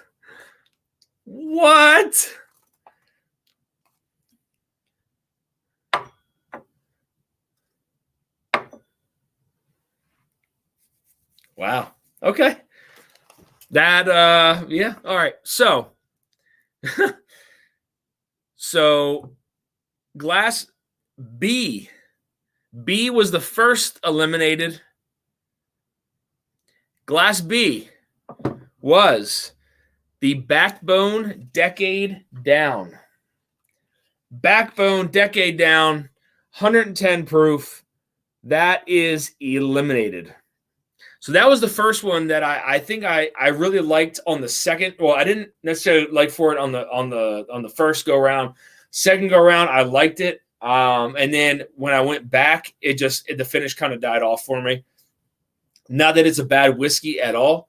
I do remember enjoying this, but that is eliminated from the tournament. That's crazy. All right. Now, that was glass B. Next eliminated was glass C. Glass C was one of the ones that I was debating with these three back and forth. Glass C was the Elijah Craig A122 was eliminated. I wanted that to win so bad because I really, really like the A122. I really like the A122, and it got eliminated. Wow, first round, man. First round. This was glass 2, so I was debating between these 3. And this one just didn't hold up between these 2. God damn. That's crazy. That's crazy. Wow. And then last eliminated was glass A, which I already knew what that was. Glass A was the Garrison Brothers pick, which means that the Russell's Reserve Iceman, so E was Country Ham. That was glass number 3. E was Country Ham. And then D was the Russell's Reserve Iceman pick. Those 2 move on to the next round. My mind is blown right now. I cannot believe that the Elijah Craig A122 is eliminated. God damn, that's crazy. I wanted so bad for that to win. Burben says, got to be in it to win it. Everyone talks about the cars they used to have. Still have a 1986 Monty SS, and I'll take it on the twist. Oh, man. Nice. I remember those back in the day. The old Monte Carlos. Nice. Top Dog says his first was a 78 Ford Thunderbird. Dang. That's nice, man. I'm shocked, to be honest with you. I honestly didn't think that the Russells. I'm sure that I thought the Elijah Craig and the Bookers were, were gonna. One of them was gonna be in there, but I did not expect for the Russells to be in there at all. My mind is blown that the Russells is in there. Completely blown, but it won. It won in the blind. It has, yeah. That's all I can say. So again, so you guys can look at it.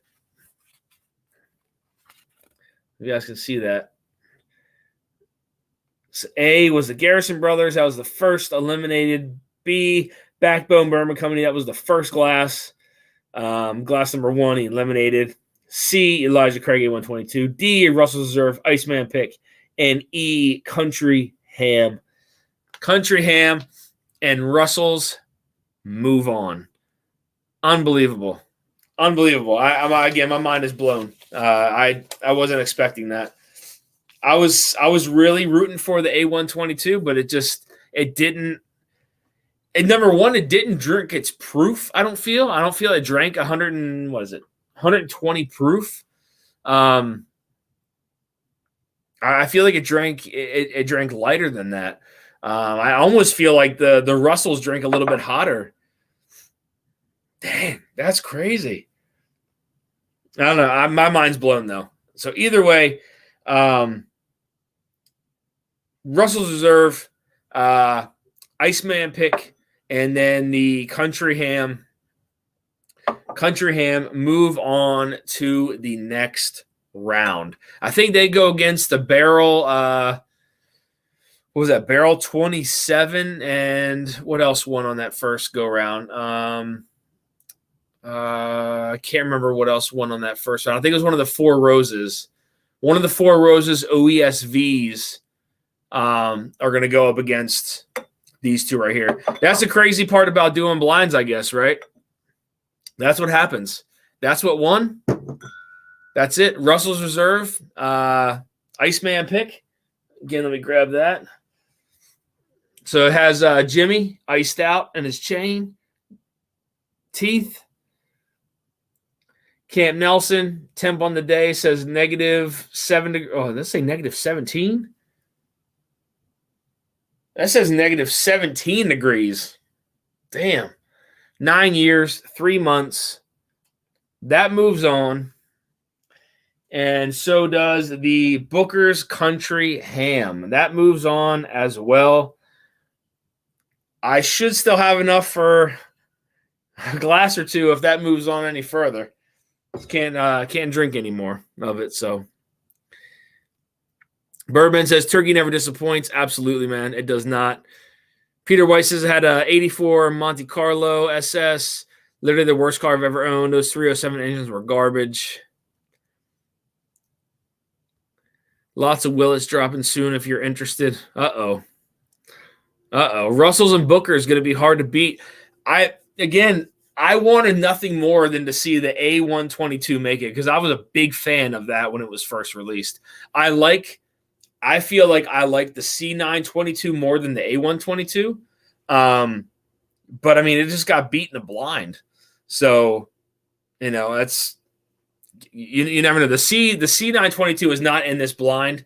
I didn't have it at the time that I made this bracket. I don't think anyway. So, Peter Bryce is 305 in the crowd. I tell you what, man.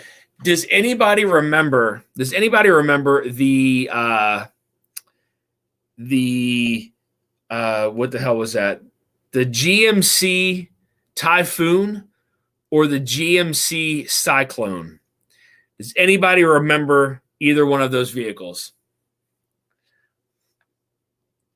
I think the Typhoon was like the S10, the old S10s, and I think the Cyclone was like the old GMC Blazers. Twin turbo, all-wheel drive. Those things were crazy quick. Yeah, EJ, yeah, the trucks, man, yeah. Those things were just insanely fast. Again, twin turbo, all-wheel drive. I mean, right from the line, I remember those things just I had raced one in my Dakota 5.9. It ate me alive. Yes, the 4.3 single turbos. Yeah, man. Those things were for the time. I mean, they were badass. Yep. Roscoe says, yep. It's for a six cylinder, man. They were it.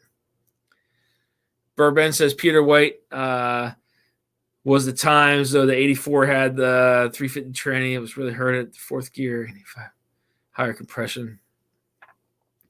Oh, what did Peter White say? Yes, little pickup or the one with the box lightning fast. Dude, they were insanely fast. Like, so I knew way back when, I knew a guy who had one, and he had I forget what he had done to it. I don't remember everything, but he had put some money into it. I want to say maybe 20,000, something like that. That thing used to eat people. I swear he ran. I swear to God, he ran like 8s or 9s in that thing. If I'm not mistaken, I'd really have to think about when he took it down to the track down here, but just insanely fast. I mean, just gone right off the line. Dan, were the Typhoon and Cyclone pickups. One was a pickup, one was like an S10 pickup truck, and then the other one was like a Chevy Blazer, but it was from the GMC side. Oops. Joe Graves is in the house, man. What's going on, Joe? Joe Graves, cheers. Second, I'm bringing a few Willits to the get-together in January. That's going to be an awesome get-together, guys. I cannot wait for that. Christopher David, I was able to get a 6-year purple top last week. Not sure if I'm going to crack it or try to trade it. Hear that, man? Those are good. Those are good trade bait. Yes, Bourbon. They are worth stupid money now. Those Cyclones and Typhoons are worth stupid money. Because I'm telling you, like you could dump a good chunk of money into either one of those and just absolutely crush someone. Like I still don't understand. Like, just the performance piece from those two vehicles is just impressive. Absolutely impressive. Again, all-wheel drive, turboed. I'm going to drop the link in the chat. If anybody wants to hop on, you are more than welcome to hop on. And then we will we'll do the giveaways here very shortly. Oops, let me do this real quick. Why is it not oh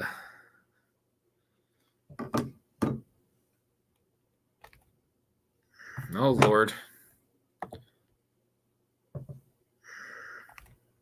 There we go. Anybody wants to hop in the chat, there's the link. Love to have you on.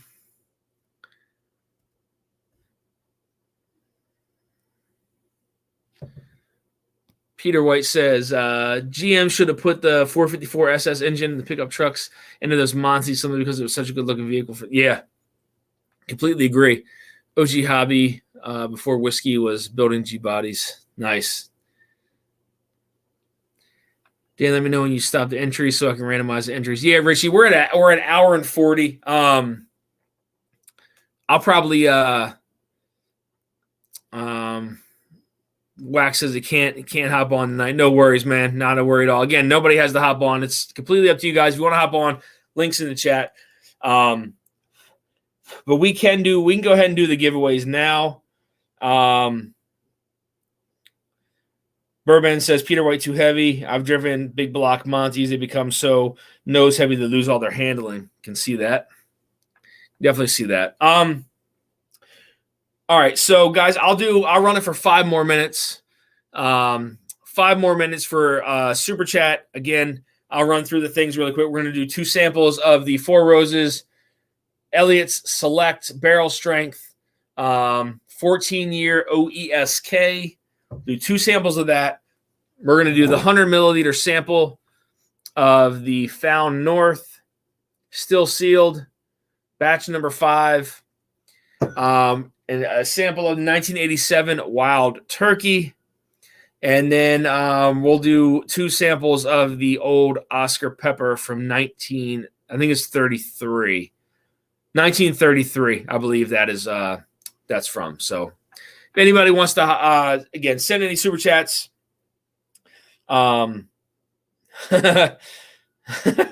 He says, I'll hop on when you get patron. Feds might be watching. Very true. That is a good point, Keith. They could be. I don't think I'm interesting enough for them to hop on my chat, though.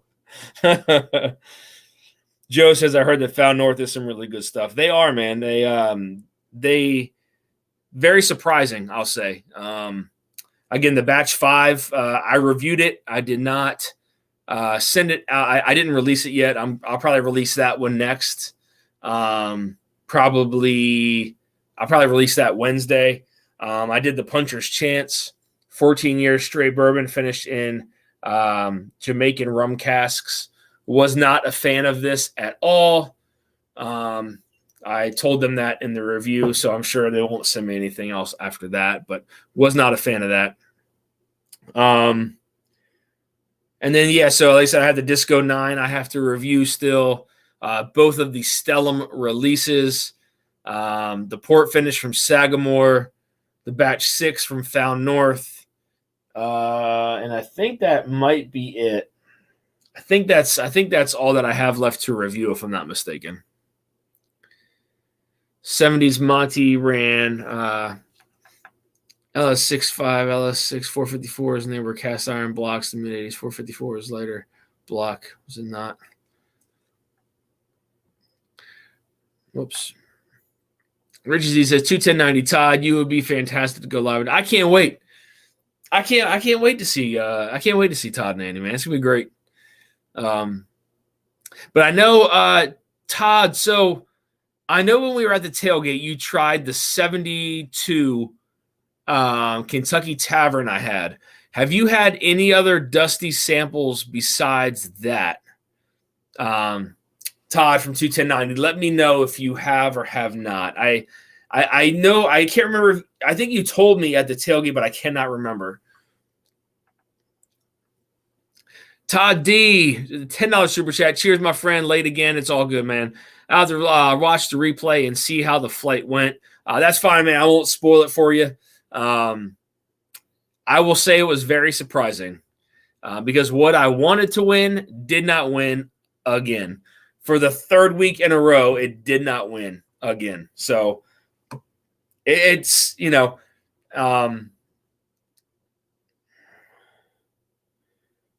Okay, yeah. All right, Todd. Yeah. So 210.90. Whatever you brought to Penny's Proof. I think it was a few bottles. Okay, yeah. So that was the so we tried the 1970 Old Fitz from Stitzelweller. We tried that. What else did I have that day? Okay, all right, cool. Because what I'm going to give you for the live stream is going to be very different from what you tried those days. But I think that you will love it, my friend. Love it. You know what, too, Todd? I'm actually gonna give you I want to give you a sample of that Mount Vernon too, because I know you didn't get a chance to try that. So I'm gonna do that for you, my friend. Yeah, I can't wait. I'm gonna rock out with you, Todd. We can air guitar, we can air drum. We're gonna do whatever. It may not be as heavy because it's Fleetwood Mac versus ELO. We can sing together, whatever you want to do. Whatever you want to do, man. I'm right there with you, buddy. You are welcome. Not a problem. All right. Richie, I guess we can go ahead and Dan, drop that off in my house. I'll make sure Todd gets it. Yeah. I bet you will, Joe. Wink, wink. All right, guys. So we're gonna go ahead. We'll start with the 100 milliliter sample of the Found North. Again, guys, this is it's minimum aged 8 years. It's a 21 year corn whiskey, 75% of a 21-year corn whiskey, and then 8 years of a 27% wheat whiskey. Non-chill filtered, no additives, and it's 116.2 proof, still sealed with the wax that they sent it in. Richie Z, there's 23 people in the chat. Let's do number 23. 23 randomized. This is for the Found North 100 milliliter sample. Guys, thank you so much again for hanging out tonight. It's much appreciated. If anybody wants to hang out, the link is in the chat if you want to hang out. We don't have to stay on long. I know I'm 15 minutes short of 2 hours right now. So if anybody wants to hang out, I'm down, man. Hop on. Links in the chat. I'm down to hang out, down to drink a little bit. I don't have work tomorrow. I go see my surgeon tomorrow to see if I got to get surgery on my shoulder. So, I don't have to be up any certain time. Let's go. Yes, Richie, number 23. 23 is going to be for the winner of the Found North sealed 100 milliliter sample. I'm gonna finish this Garrison Brothers, even though I really don't want to, just because I don't want it to go to waste. So it smells good on the nose. I mean, it's like very like candy corn.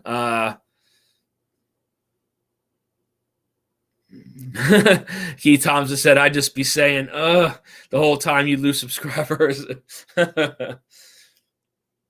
You know what's funny is like during my reviews, when I review stuff, I go back and watch it, and I cannot believe how many times I say, I have to stop. I have to figure out a way to stop that. Like it's so bad. Mark Mace is the winner. Mark Mace wins the sample, 100 milliliter sample sealed of the Found North. Mark, congrats on that. I don't know if he is in the chat. Mark, congrats, man. Very nice. You get the sample of the Found North. I got to keep track of this too.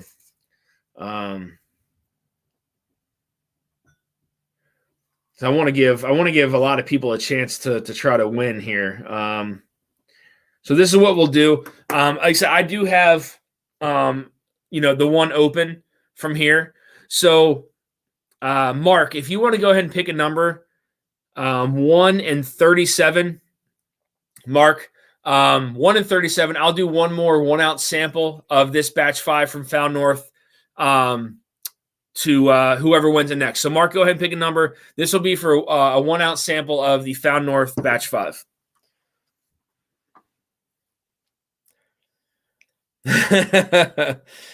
Todd, I know, man. I when I go back and listen, like, because I have to edit it. When I go back and listen to it, it's like, how many freaking times can I say, Like I had to count one time, and it was like 20 some times, and I was like, Jesus, this is horrible, man. Um, yeah, it's just I think it's just getting past that, that point of it's not knowing what it's not knowing what I don't know what to say. I think it's just I'm so used to saying that it just kind of comes out naturally. So he's trying to be funny. Mark Mace picks number 19. Again, 19 is going to be for another 1 ounce sample of the open batch 5 from Found North that I have. Guys, again, thank you so much for hanging out. We got 21 in the chat. I'm glad that you guys are enjoying this. So 19 is Copper Wolf. Copper Wolf, you win a 1 ounce sample of the Found North batch number 5. Again, it's 21-year corn whiskey, 8-year weeded whiskey, non-chill filtered. Again, I haven't released the review on it, but I'm pretty sure you will enjoy that. So pass it on to 35. All right, Richie. So if Richie, Copper Wolf, that's extremely generous of you, my friend. Richie, if you want to go ahead and pull number 35, whoever that is, that's who's going to win the ounce pour of the Found North. Very generous of you, my friend. Thank you for that. I'm sure someone's going to appreciate that. So,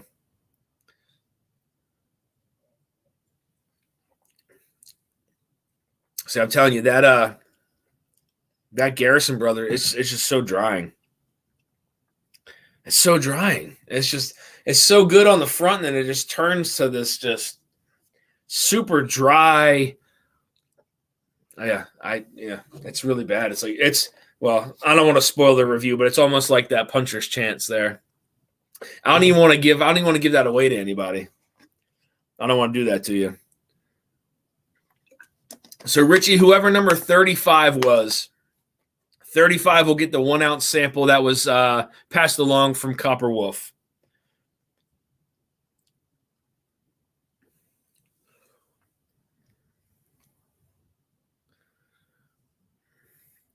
Todd, I have to ask you, are you a fan of either Fleetwood Mac or ELO, or are you a fan of both of them? 21090 wins it, huh? Okay. Todd, you win the sample of the Found North, man. So I will when I leave here, I'll take that home with me and pour you an ounce sample of the Found North. So congrats on that. He says spin it again. Are you sure? All right. If Todd says to spin it again, we're gonna go ahead and spin it again. Richie, Todd, go ahead and pick a number between 1 and 35, I think it was. 1 and 35. This will be for, again, a 1 ounce sample of the Found North. So in the meantime, I'm going to pour something. I'm going to grab the rest of this Tokai finish. I'm sorry, 1 through 34. So he's so Todd picked number 13. Joe, I can bring the rest of this batch 5 with me over to your place in January. I can bring that over, and you can have the rest of it. That's fine. Absolutely, it's yours, Joe. After that 1 ounce sample, you can I'll bring the rest of it. So this is the last of the Penelope Tokai finish that I'm going to drink. 13 is Cam Lochner, the Marine. Cam, congratulations, my friend. You win the 1 ounce sample of the Found North. I think I like ELO more, but this album battle may change that. Yeah, again, I sent Andy a whole list of different bands. I mean, I had everything from some old AC/DC to I had Rage Against the Machine that I sent him. I also sent him System of a Down. I also sent him Ozzy Osbourne's Diary of a Madman. So I sent him a whole bunch, but I guess that's what we wound up picking was the Fleetwood Mac and then the ELO. It's gonna be tough. I'm interested to see what people are gonna think of that. It's gonna be awesome. So all right, so Cam wins that. So Cam wins the Found North.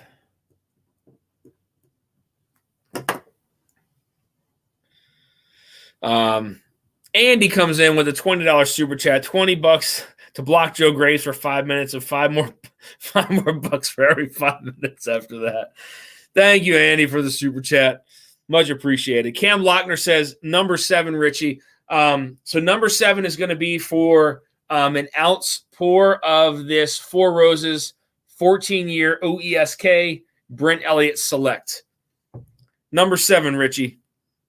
Richie says, Dan, what's your favorite ELO song? I love Telephone Number, or is it Telephone Line? Telephone Line, I think, Richie. And then Mr. Blue Sky. Mr. Blue Sky is a great song. Number 7 is Top Dog. Congrats, John. Roscoe says, Diary of a Madman is a masterpiece. That is a fantastic. That's probably as of Ozzy Osbourne, that's probably my favorite Ozzy CD outside of like Black Sabbath area, but Diary of a Madman is a masterpiece for sure. See how much money I bring to the stream, Joe. Congrats, Top Dog wins. Peter White, I know, but Dan wanted the Rumors album. Great album, but no Peter Green. And we can do whatever. I mean, we can do whatever album from Fleetwood Mac. I mean, I listened to all of it. I love all of it. I had just said Rumors, so Todd says he loves Miley Cyrus. That's funny. So who won that? Top Dog? Top Dog won the Four Roses. I'm back in the winner seat. Top Dog says number 14. So number 14 is again for the second sample of the Four Roses 14-year OESK Brent Elliott Select from 2016. Top Shelf Dustin says Miley Knight, not at all. Oh, Dustin, you love Fleetwood Mac. That's awesome, man. It's good to hear. Again, I'm open to whatever album, man. I think we picked Rumors though, if I'm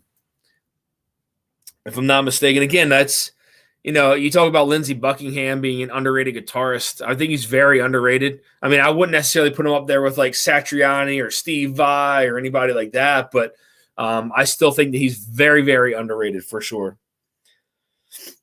Sweet Talking Woman from ELO is one I remember from when I was a kid and loved it. Exactly. And not only that, man, but like Jeff Lynne has been an influence to so many other people as well. Again, I mean, a huge part of the Traveling Wilburys, who again is, for those of you who don't know who the Traveling Wilburys are, it's Bob Dylan, Tom Petty, Jeff Lynne, George Harrison, Roy Orbison.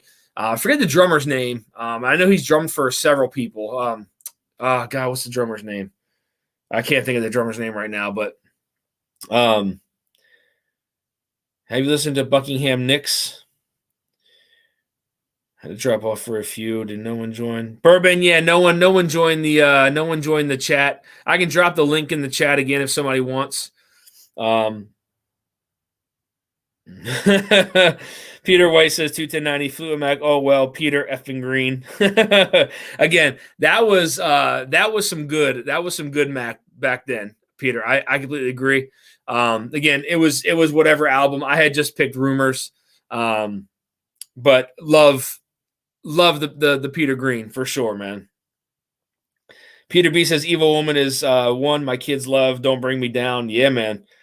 Again, like I just, I love ELO.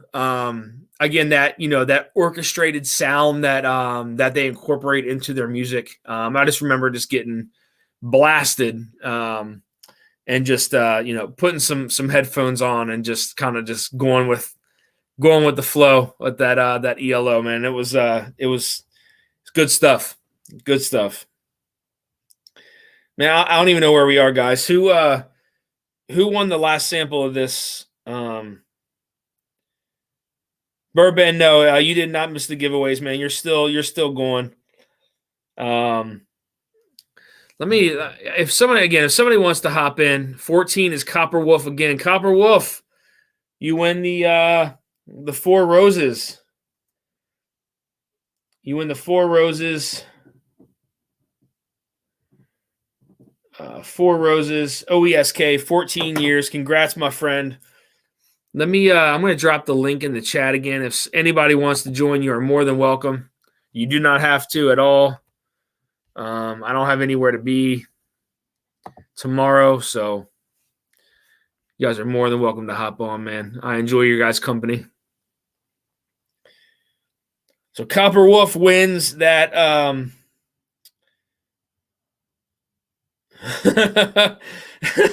Todd says CR wheel isn't the only one that's rigged. Says Copper Wolf says I'm all about that. Yeah, man, it's really good. It definitely has some oak to it. Even after it's opened up, there's definitely some oak influence to it. A lot of really nice baking spices in there, some nutmeg, some cinnamon. Look, I mean, really, it's to me, it's almost like a baking spice bomb, but very, very nice. Like the caramel sweetness, vanilla sweetness, kind of tone those spices down a little bit. It's really nice. Nice pour.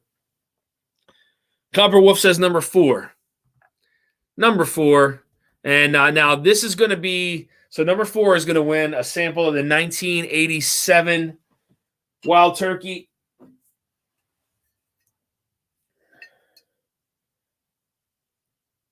Yes, 1987 Wild Turkey. That'll be for this sample here. Mark Mace wins again. Dang, Mark. Todd said this is more rigged than we all. Congrats, Mark, on the win for the 87 turkey. Mark Mace. Congrats, Mark. EJ says I emailed you the cover for Buckingham Nicks. I think I've seen that if I'm not mistaken. Yeah, that's back when Stevie was wow. Yeah, yep.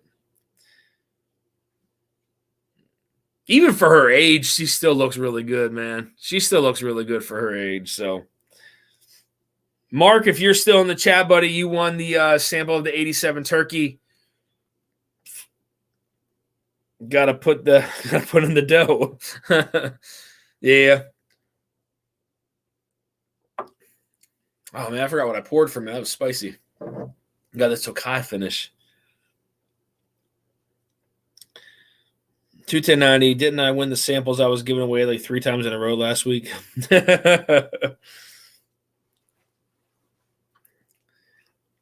So, Mark, you can go ahead and pick a number 1 through 30. 1 through 30. This will be for a sample of the 1933 Old Oscar Pepper. I think it's a 33. It's a 31 or a 33. I cannot remember. I think it's a 33, though. So, Mark, whatever number you pick, that's going to be for the Old Oscar Pepper.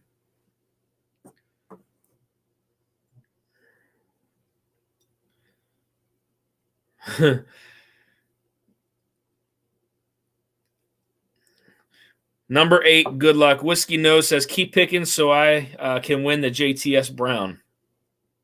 Is that what you want, Marty? You want JTS Brown?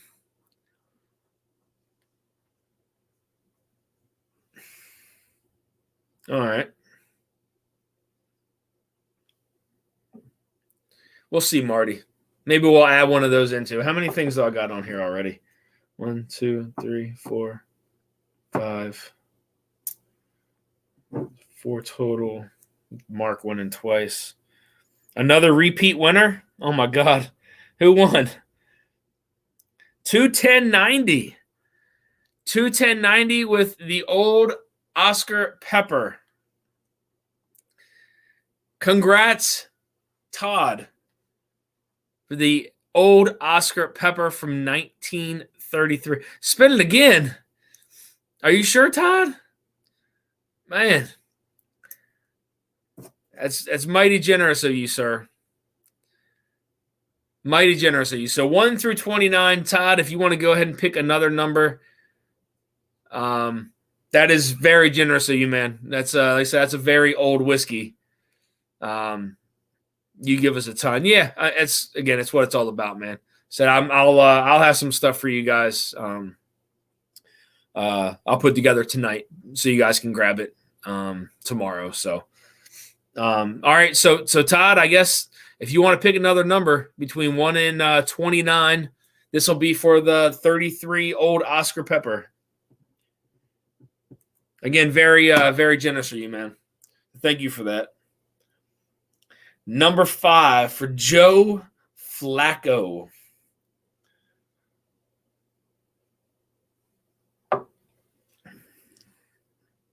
Good old Joe, man.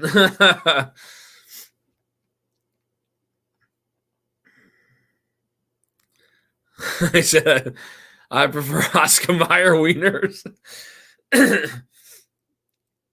Brian Toner. So Brian Toner wins the old Oscar Pepper.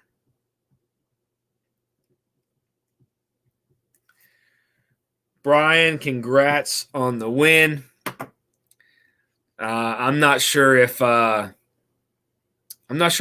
is still in the chat. Every time I say that, everybody's here. So always love Flacco, even though I'm a 49er fan. Yeah, Richie. That's what I love about you, man. You love the Ravens and the Niners. I know you're a diehard Niners fan, so I don't know if Brian is in the chat anymore.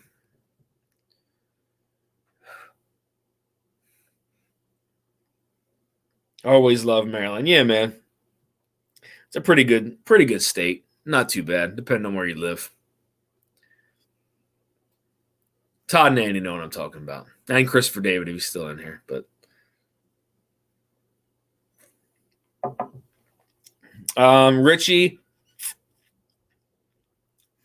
Hey, Marty, the Lions, the Lions, like, they got some, honestly, I picked some of their players in fantasy, so, hey.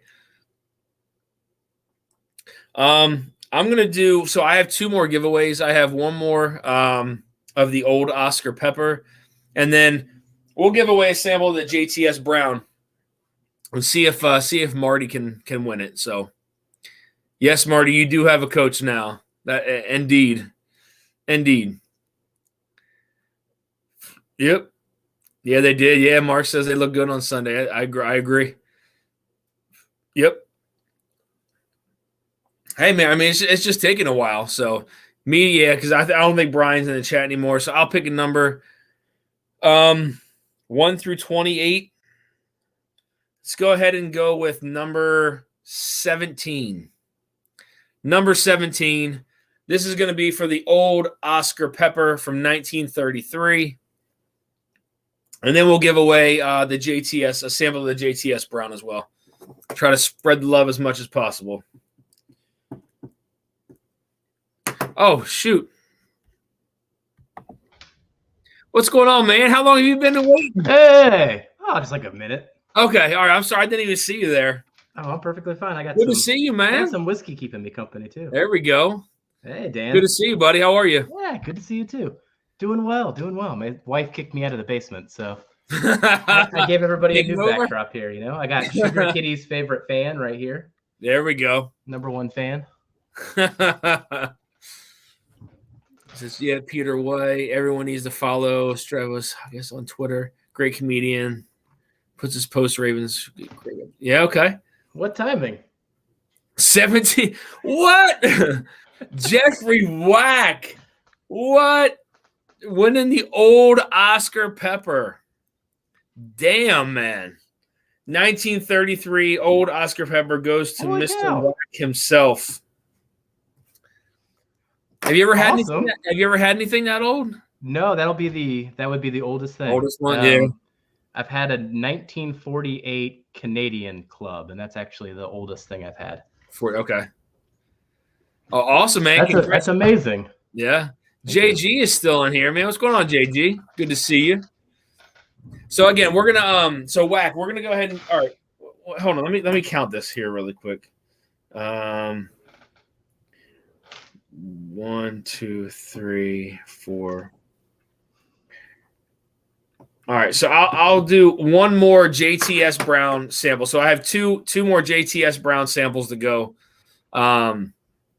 So Jeff, if you want to pick a number, Todd says definitely rigged. I mean, our wheel isn't this bad. That's Richie over there pulling them, man. Did anyone see the James Thompson and brother 42-year bourbon on seal box for $4K? Yeah, Copper Wolf, I saw that. You know, that's out of that's distilled out of Glenmore Distillery, if I'm not mistaken. I'm pretty sure that's Glenmore distillate. Good stuff though. Because if it's the old school Glenmore distillate, it's good stuff. Distilled 1980. That's crazy. Yeah. Yep. That's old Glenmore distillate. That's cherry bomb stuff, man. Interesting. So, Mr. Whack, if you would like to pick a number from 1 to 27, this is going to be for a JTS Brown sample. It's JTS Brown right here. This is 1967. And it's 4 years old. Number one, Richie Z. That's going to be for the JTS Brown. Jeff is such a positive, awesome man. Absolutely. Love Mr. Whack. Hey, man, I love the videos you put out, man. It says top 5 wheated whiskeys. Top 5 American whiskeys. I love it, man. Love it. You got some bottles too, buddy. I've seen those shelves behind you. Oh yeah, I've definitely put those shelves to the weight limit. Yeah, you got some stuff going on back there, buddy. So what are you drinking on right now? I actually got a advent calendar that a bunch of local friends put together. This ended up being a Nulu single barrel, which is really good. Nice, very nice. Oh yeah. Brian Toner wins the JTS Brown. All right. JTS and the old Oscar Pepper. I know Brian is not in the chat. Todd's laughing. All right.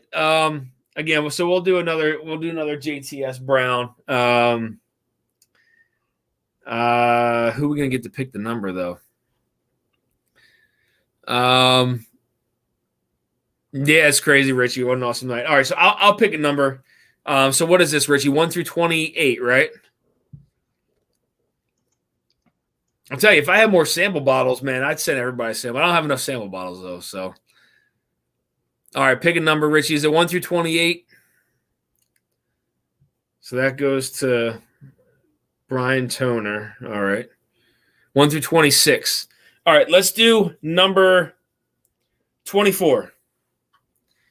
24 is going to get a JTS Brown sample, and I'll do one more after that, and that's it.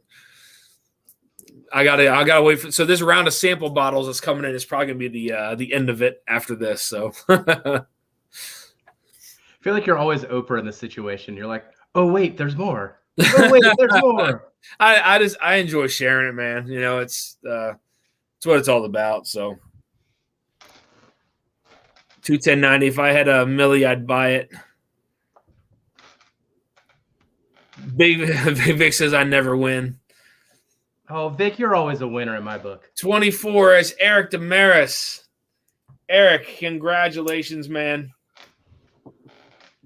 You win the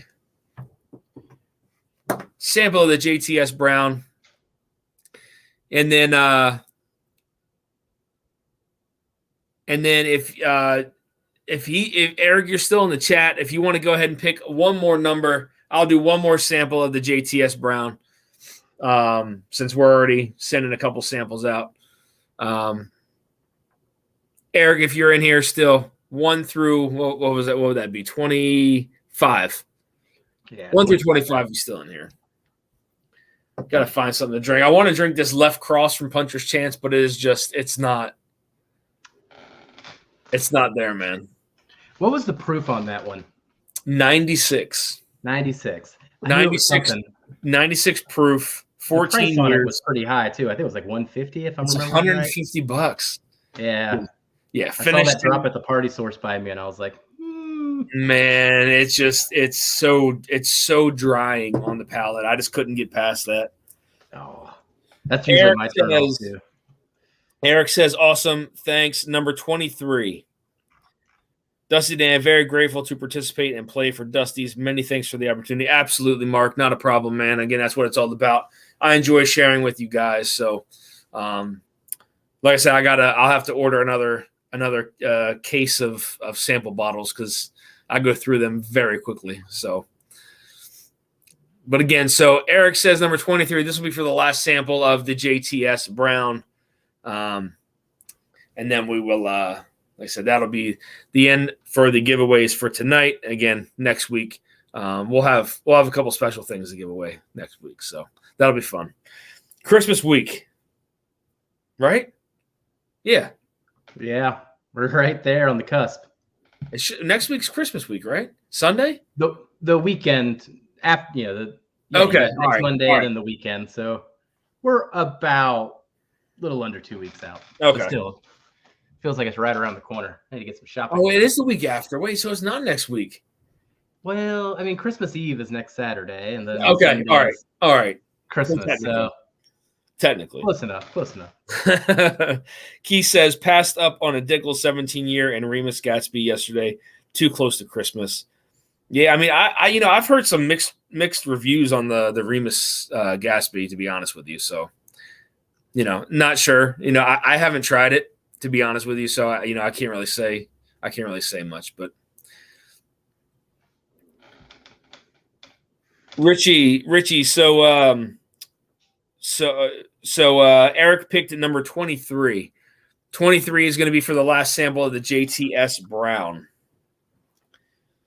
Oh, did he win again? Did Eric win again?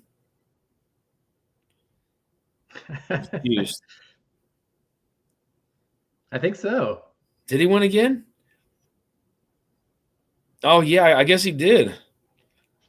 Maryland Heritage Sherwood redropping this Friday. Save all your pennies. Uh-oh.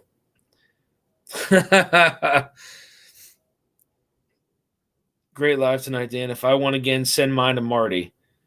Eric, that's very generous of you, man. I know he wanted that JTS Brown. That's awesome, guys. Yeah, I guess he did. I guess Eric, so Eric. Okay, yeah, I guess he won. So that's going to go to Marty. So Marty is going to win the sample of the JTS Brown. That's what he wanted. That's awesome, man. That's awesome. That's what I love about you guys, man. That's so cool. Yeah, guys, thank you all so much for hopping on. I know I've been on for a little over 2 hours. 25 still in the chat. Again, if you guys want to hang out, I'm good to hang out. I don't have to click off of here. It's whatever you guys want to do. Now that the giveaways are done, we can just sit here and just kind of bullshit if you guys want to, man. I don't really care. Whatever you guys want to do. I'm up for hanging. You gonna hang out for a little bit? Yeah. All right, man. That's cool. I gotta pour something else here. All right, what you pouring? I don't know. One nip left here. EJ, have a good night, man. Thank you so much. Yeah, I thought Bourbon was gonna come on too, but I don't know. Todd, where are you? Are you gonna come on, Todd? I'm trying. Yeah. He says he's trying to drag his fan off the couch. Come on, Bourbon. Get in here, man. Come on. I set up in my living room. Let's go. Todd says, what else are we going to do? Yeah.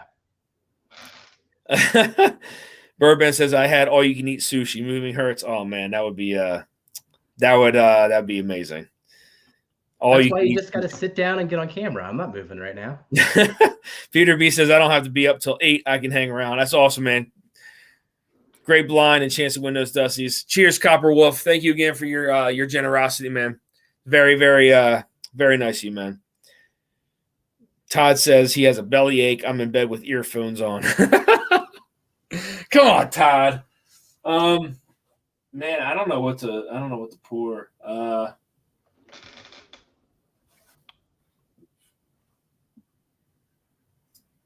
You know what? I'll pour a dusty sample of something, man. All right. I'll go. You know what? I'll pour something dusty with you. What are you gonna pour? I got stuff from Durrell. What do you got? I got some Old Granddad. You got the 89 Old Granddad? I got an 89, and then man, I feel like you sent 2 of them. Damn, I don't have that here. I have that at my house. Shit, I wish I had that here. I mean, if you pour that, I'll pour a 69 Dant. All right. I'll pour the 69 Dant. I'll go find it. What a perfect time to pour that. I'll be right back. Doug H, cheers, my friend. Thank you guys again for hopping in here. Again, if you guys want to hang out, you're more than welcome to. If not, it's fine.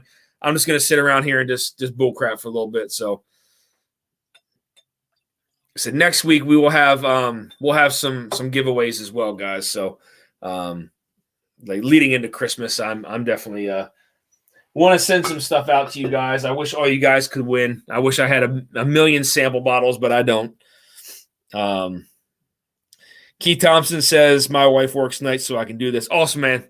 I appreciate you hanging out, Keith. Much appreciated. Richie Z, thank you, my friend. Again, if you want to hang around, Richie, more welcome to. I'm just going to sit here and just chat with you guys. Old Copperwolf says, I got in a 1976 Old Granddad Bicentennial decanter today. Nice. What's the fill level like that on that one, Copperwolf? Damn. Burr Ben says I'll have that JW Dant with me. Absolutely, man. Yeah, I mean, I figure I'll hang out till like 11 or so. I mean, just hang out with you guys, man. Again, you guys are such a great community of people, man. Like, it's just the whiskey community. It blows me away.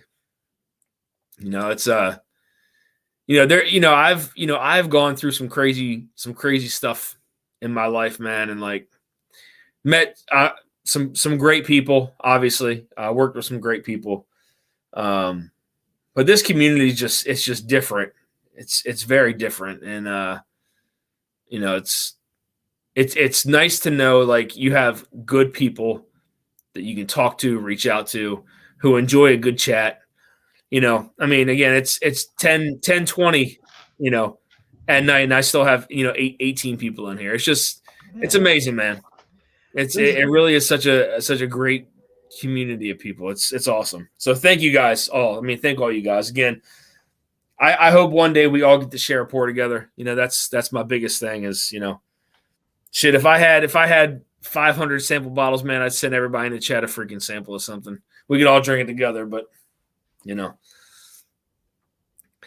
Copper Wolf says little under the neck. That is amazing, man. That's amazing. That's an awesome find. A 76 OGD Bicentennial decanter. Impressed. Was the tax strip still on there, Copper Wolf?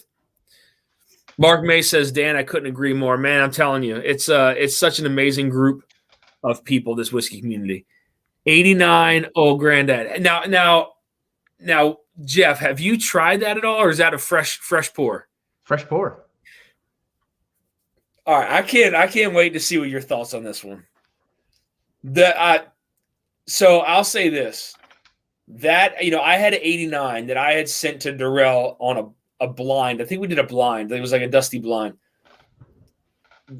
He loved it, and he went out and he bought one. And then he goes out and he buys one. That's usually what happens. And then he bought a bunch more after that.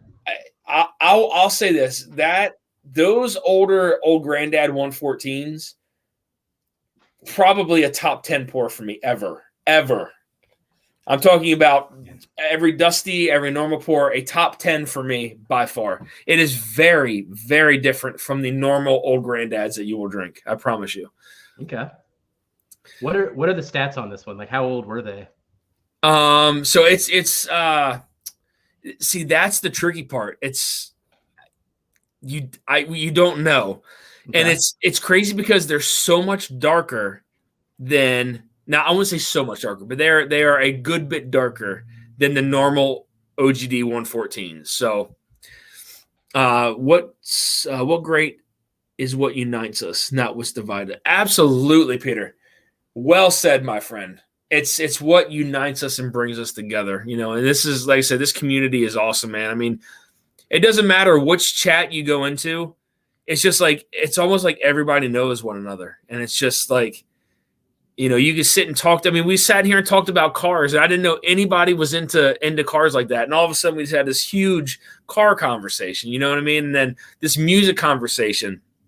I'm going on a 21090 tomorrow and talking about music and beer and whiskey. Like, I don't know. Like, for me, it's like, it's therapeutic. It's calming to me. And again, I had a rough lifestyle when I was, younger. But it kind of brings that therapy and that closure to things, man. It's just like having good people to chat with and having a, good time drinking some beer, whiskey, whatever it is. You know what I mean? Richie Z says, does your wife still choose what you wear? She chose. No, man, I just threw this on today, and she made a bet. She was like, you're going to spill something on yourself. And I was like, I bet you I won't. And I didn't, I don't think. I'm looking. I don't see any whiskey stains, man. So I win that bet. Everything was there. We'll post pics of the undress on my IG. Copper Wolf, what's your Instagram? I don't know what your IG is. Unless I've talked to you on IG. I can't remember. Need the link again. All right, Ben, I'll send it. There's no division at all in the whiskey too. Man, Richie, I can agree with you on that, man. It just seems like everybody's just down to earth, just willing to talk about whatever. Peter B says, cars, music, whiskey, life is good, man. Absolutely. Again, man, this life is a blessing. Remember that. This life is a blessing, buddy.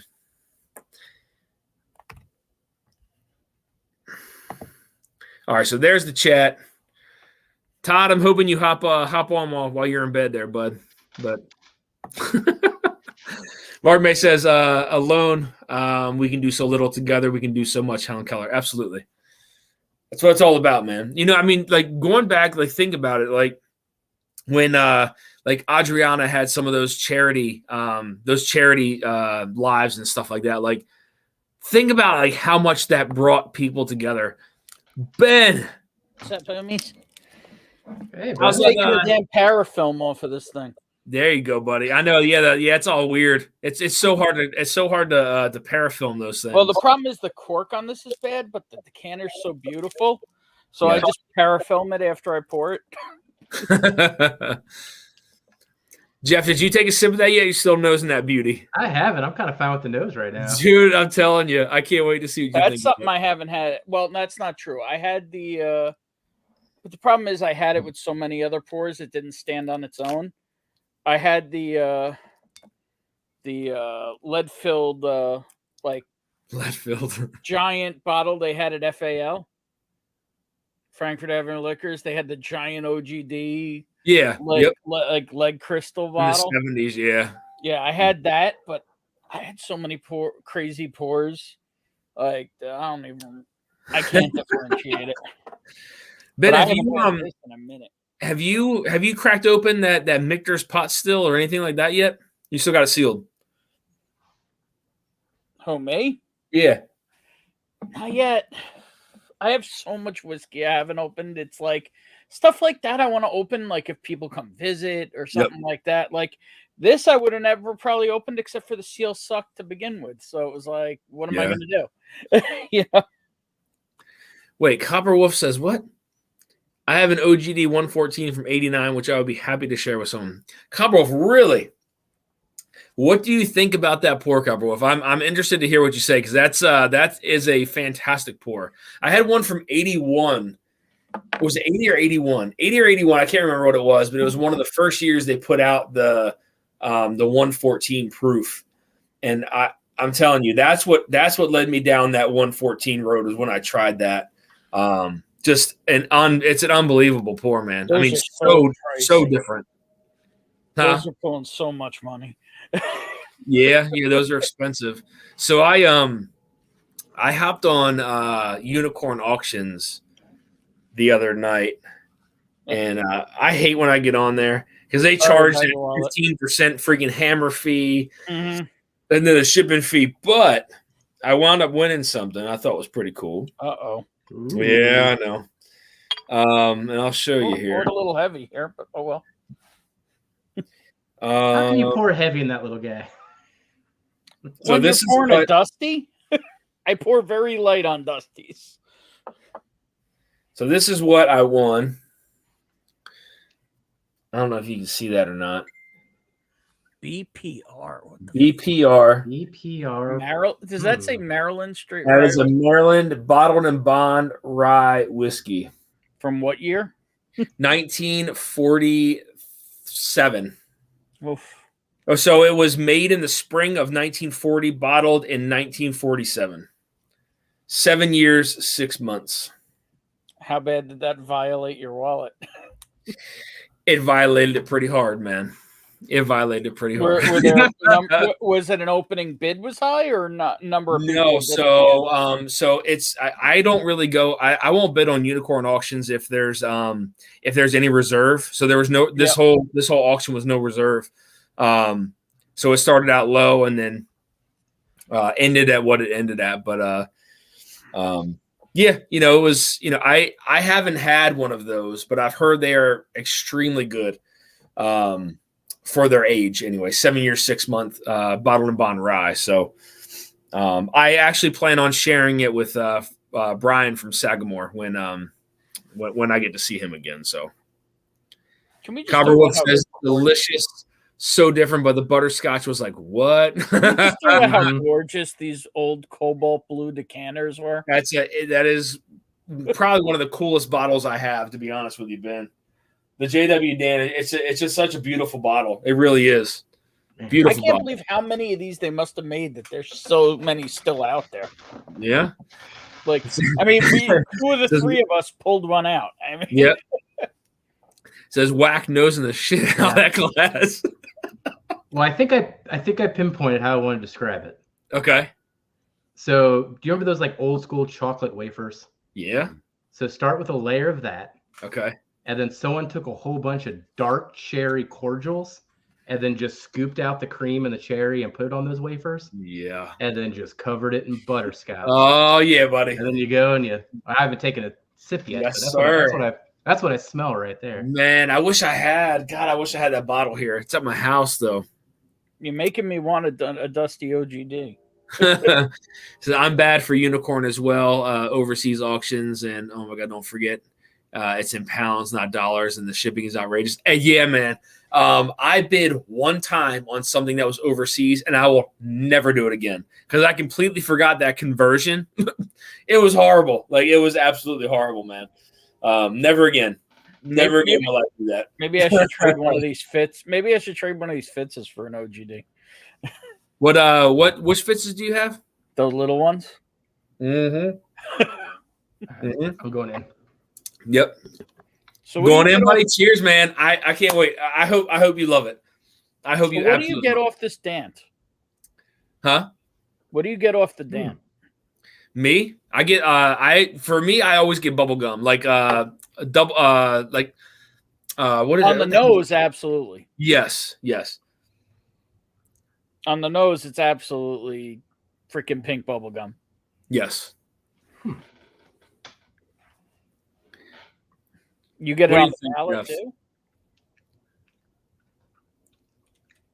That was interesting. You don't like it? No, I liked it a lot, but the flow of it was totally different than what I'm used to. It was like up front, it was just so silky smooth, but it wasn't giving me a whole lot of flavor. And then I sipped and there wasn't a flavor for a little bit. And then things just escalated mid-palate into the finish.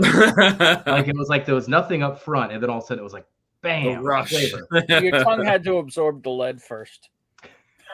Oh, man. Distilled, brewed, and reviewed is in the house. What's going on, man? Good to see you. Got to if you guys haven't subbed to Distilled, Brewed, and Reviewed, hop over there, give them a sub. Cool stuff. Good stuff over there. Cheers, man. Good to see you. Copper Wolf says he's going in for some OGD.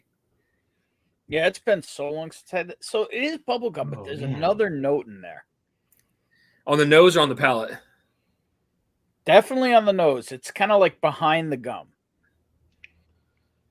It's almost like dark and leathery, almost maybe. I can see a dried leather note, or almost like a dried like pipe tobacco or something on there. There's something darker in the back. It's not Yeah. all sweet pink bubble gum, but it is a lot of bubble gum on them. So it's definitely there, but there's more to it. It's more complex than just a bubblegum whiskey. I want to see what that second sip does to you, Jeff, now that your palate's got a little. Oh, this thing's really good. You like it? Yeah. Yeah, man. It sucks that they're so freaking expensive. Gosh. Like, my God, Christ, I only have like maybe like that much left in my bottle, man. But my God, I know I gave a good chunk of it away.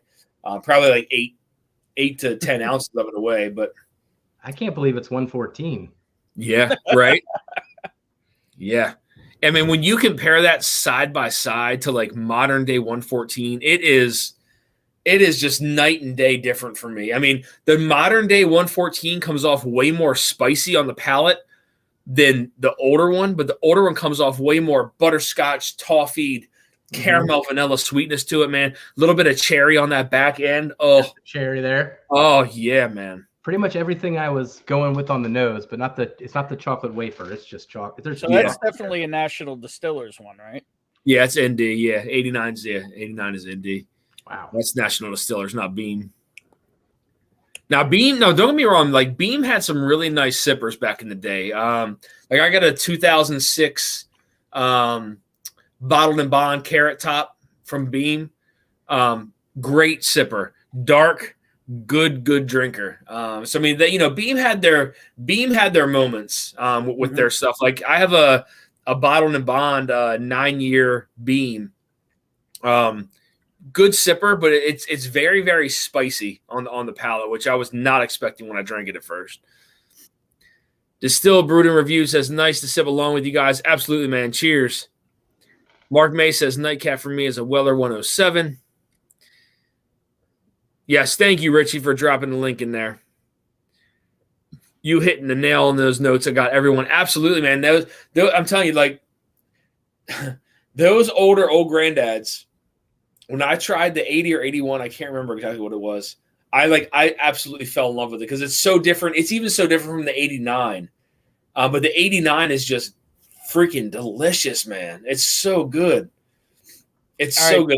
It's a top 10 pour for me, probably. I think I got it, Dan. So you got to put on your old leather bomber jacket. Fresh. There we go. That's it, Ben. You got it. And then pop in a piece of gum. Yes. Yep. Double bubble or the Big League Chew. Big League Chew. I would go on this. I think it's a little more that fruitiness. A little more the Big League Chew. Who is this? Eric, what's going on? Hey, Eric. What's going on, guys? Cheers, brother. Good to see you, man. Yeah, absolutely. Thanks for popping in the chat. Yeah, well, you guys are drinking some Dusty, so I got a 89 OGD 114 as well that I, figured I'd come along OGDs. Where'd you get that from, man? One of these guys on screen. Like generous, members of the community. Well, yeah, buddy. It wasn't this guy. Did you drink it? I just don't know samples. It wasn't this guy because I don't have a Dusty OGD. I've been drinking along a little bit with it. Yeah. Yeah. Copper Wolf says, and it's just chewy after you swallow. So good. Dude, it's insane. Look at that. Todd says, Eric. Dude, yeah, the old, I'm telling you, man, the old 114s are crazy.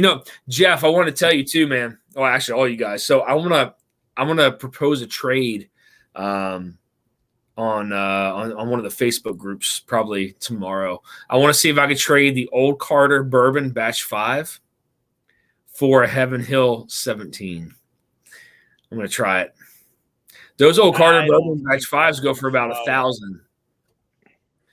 So, I guess depending on the person, how bad they want the OC Batch 5. If they have a Heaven Hill 17, I want to trade for it. I got to try that before the end of the year. So that's a rough trade. Yeah. And which direction, for me or for whoever? Whoever. I mean, I just saw one of the OC bourbon batch 5s go for $1,050. So Batch 5? yeah, the batch 5 bourbon. Yeah, that was my whiskey of the year 2 years ago. 2 years ago, that was my. I mean, it's a fantastic whiskey, but like I really want that Heaven Hill 17, man. So I'll see if I can just trade for it straight up.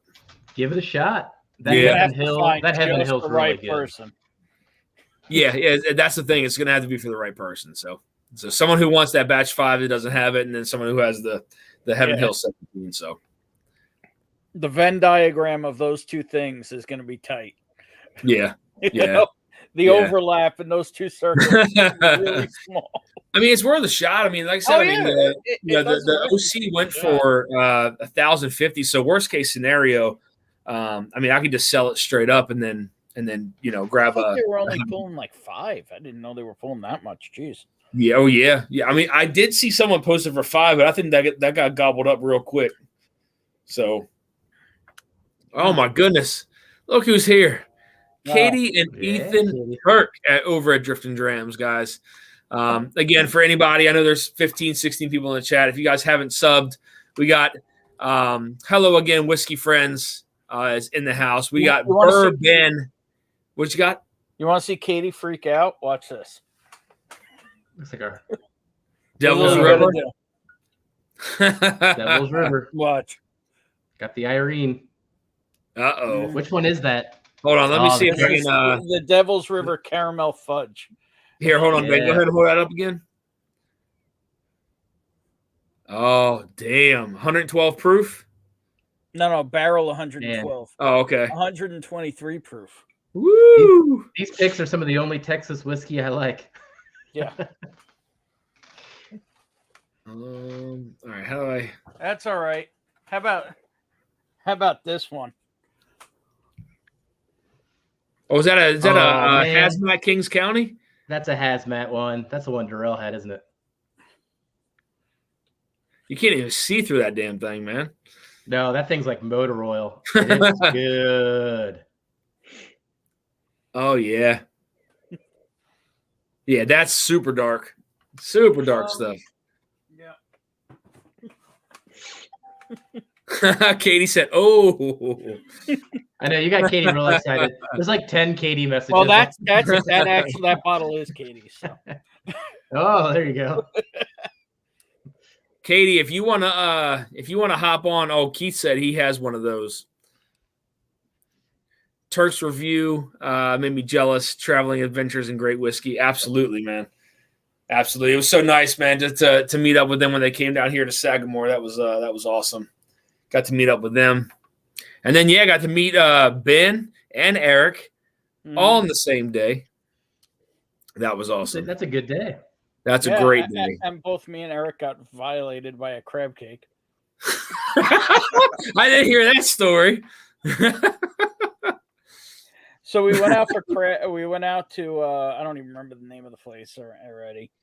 One of the crab cake places, and it was $62 or $67 for one crab cake. Jesus.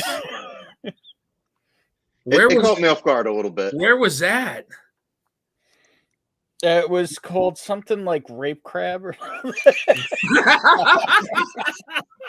No, what the hell was the name of the place? It's like I literally have like a blackout. Like, was it right next to Nick's Seafood? No, it was in kind of a shady neighborhood. Wait. Yeah.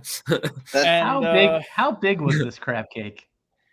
It was like a pound. It was like 16 ounces, right? Yeah, it was a pound. What was it? I don't know. Jimmy's Seafood. That's what it was. Yeah, that's Jimmy's? Right. Yep. Okay. Yeah. A 16-ounce crab cake? That thing's huge. Mm-hmm. It was huge, but they should have at least it on the menu was all the price for everything else, and that didn't have a price. And you think they would give you the heads up. By the way, like your crab cake. We all can handle it. We just weren't ready for it when the bill came. Like I was figuring like $30, $40.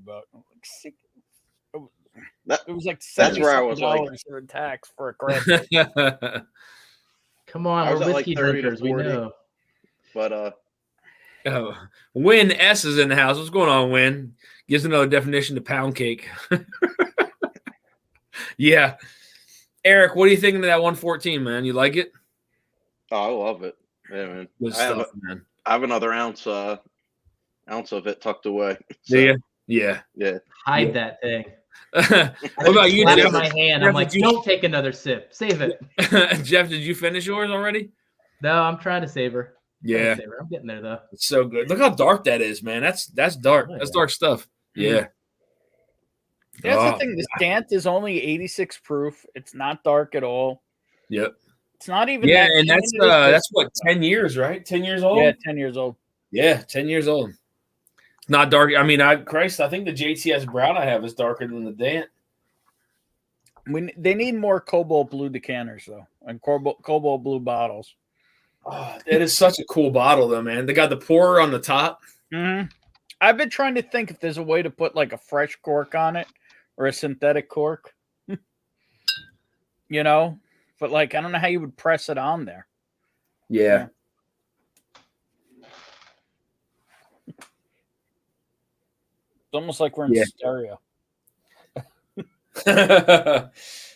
It's such a good pour. It's a heavy ass decanter too, though, man. Yeah. Full of lead. Not really. Just joking. I still have one more of these Do you? in the box. Yeah, I know you've been able to grab a lot of stuff from estate sales, man. I know that for sure. Well, I would say honestly, my biggest hits have been Facebook Marketplace. Really? My best deals. I wouldn't say Okay. best hits, but my best deal. But they're slow burn deals. It's like, Yeah. oh, do you have any others? Like you put up one, and it's like slow burn. The one Yeah. that yielded the old fits, that was a 2-year deal. I was talking to the guy on and off for 2 years. Damn. How far did you travel for that one?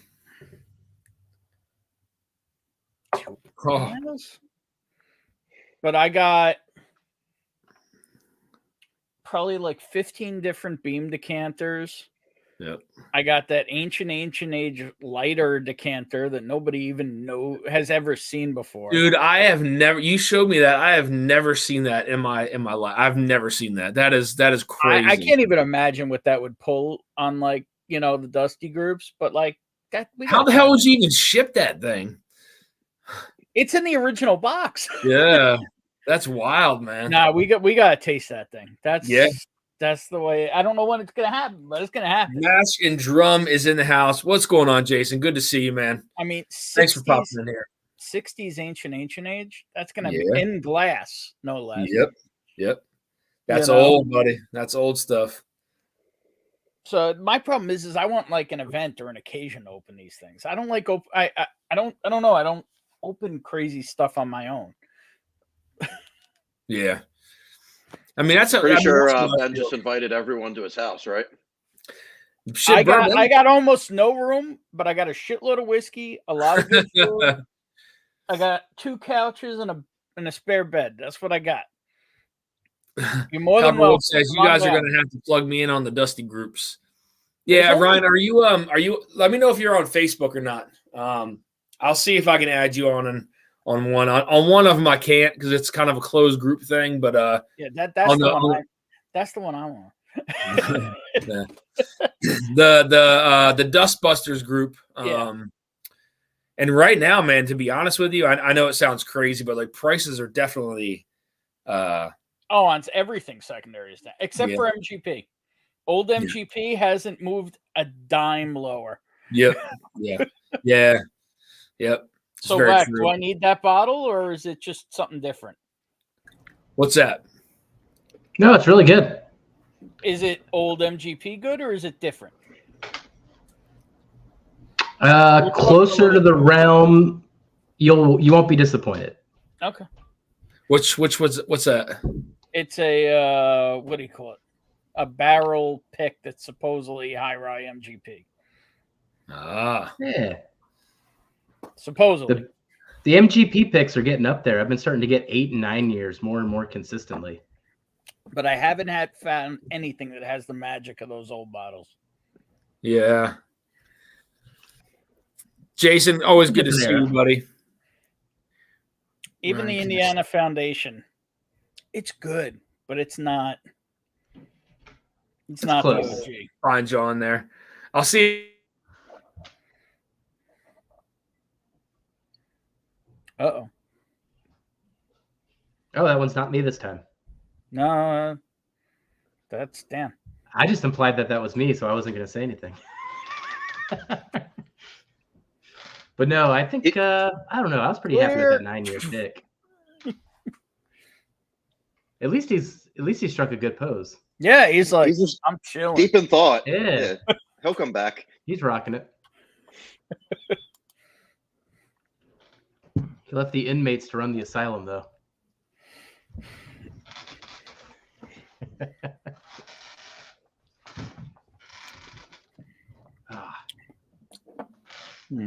You can almost feel the lead coursing through your veins. Do you ever are you supposed to test those, or just like just don't drink too much of it? You're not supposed to drink more than like an ounce a week, but the thing is that's of decanters. But the stuff in glass, the thing is that all the old stills, all the solder, it was all lead solder. You know, so it's like It doesn't matter. Whatever. With all the crap we eat these days, does it really make a difference? No. More makes a difference with your kids and stuff, you know, and then they're not drinking dusty whiskey.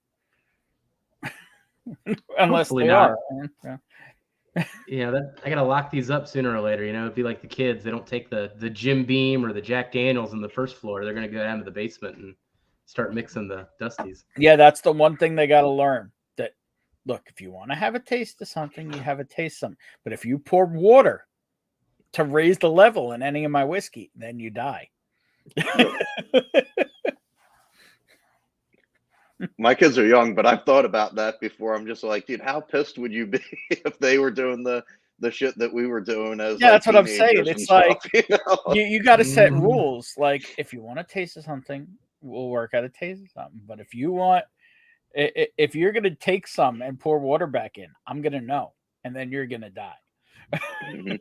Especially if it's any one of all these bottles. If you do it to that bottle over there, I don't really care. See, I never added water, but I made sure to drink every bottle essentially equal proportions. But then it got to the point where every bottle only had about a fourth of it left, and then I finally got caught. I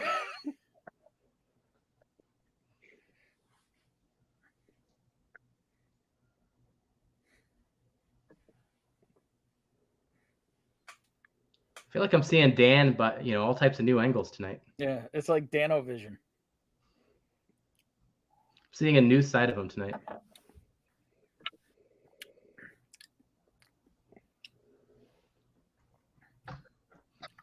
Sorry about that, guys. Whoa. Got a little echo between your two. Well, he gone again. He'll be back. Do you ever have an old decanter that you didn't have the heart to break open? Yes. I don't know what the hell happened, man, but I'm glad that happened like after everything was done. Yeah. It's the first time I had it. I don't know why. Like, I don't know what the deal is with the internet here. It's just like it doesn't make any sense whatsoever. I haven't had the heart to rip this in half yet. What is that? This is an old 150 mon bean. Oh, ooh, those old Ezras, man. Those things are oil. I know. How freaking cool this thing is. Yeah. I think your phone might still be on. Is my phone still on? I think so. All right.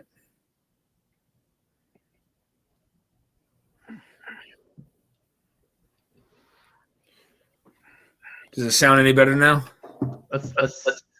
Well, I'm in an echo chamber. Am I echoing? I don't hear it. Yeah, I don't hear any of you guys echo. You don't echo. What about now? Echo? Yep. Really?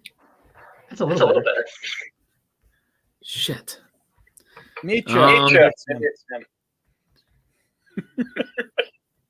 Let me see if I get myself out of here. Oh no, I don't want to do that. Echo. Yeah. Whoa. Well, Ben, where'd you go? Was it Ben's? Ben turned into Scott. No, There we no, go. I'm good. Do you guys still have echo or no? Yep. Do you? Yeah. Is your echo cancellation off or on? Mine's off. I don't hear any echo right now.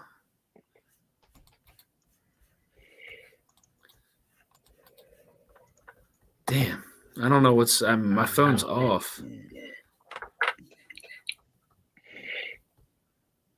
Is it really bad? Oh, I can hear it now. It's only bad when the three of us.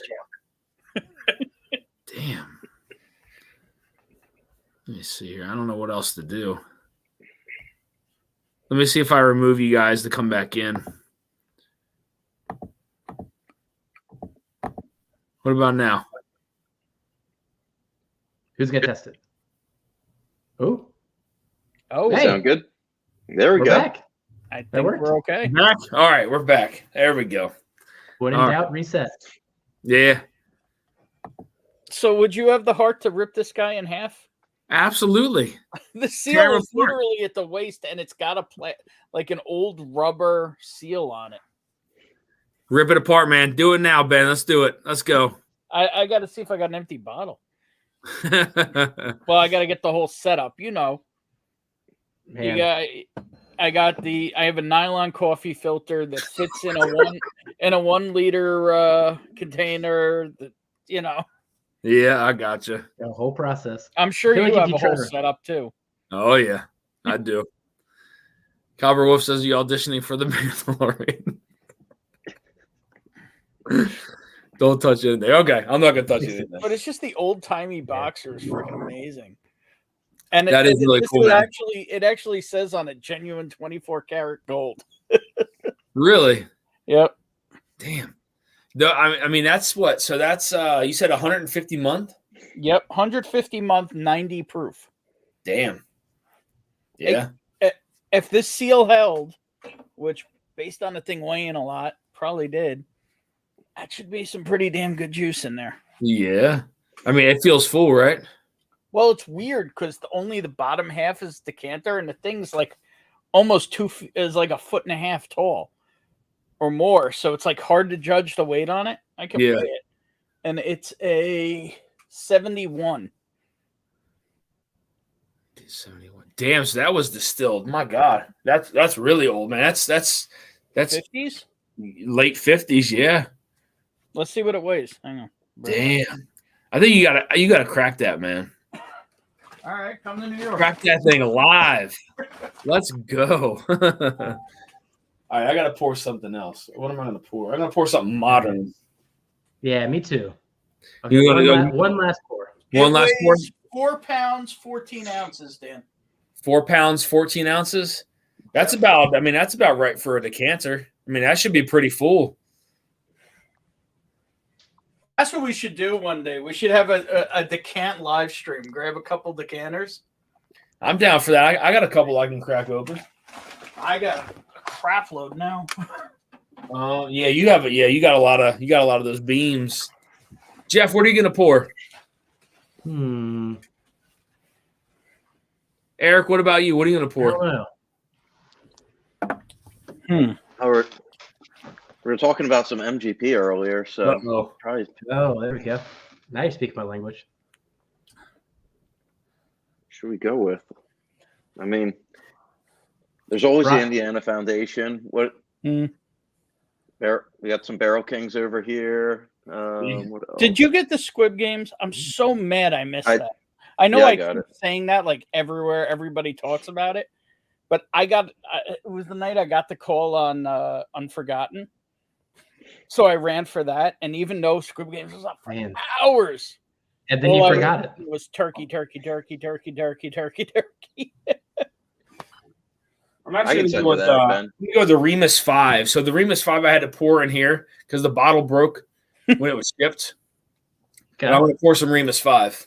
You're going I can do Remus that. 5. I can do that too. I can do Remus 5. All right. Yeah, that sounds pretty good. I'll be back.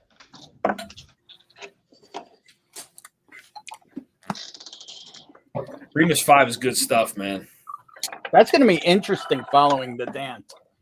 Yes, I was just thinking the same thing. The profiles Yeah. are so not even in the same universe.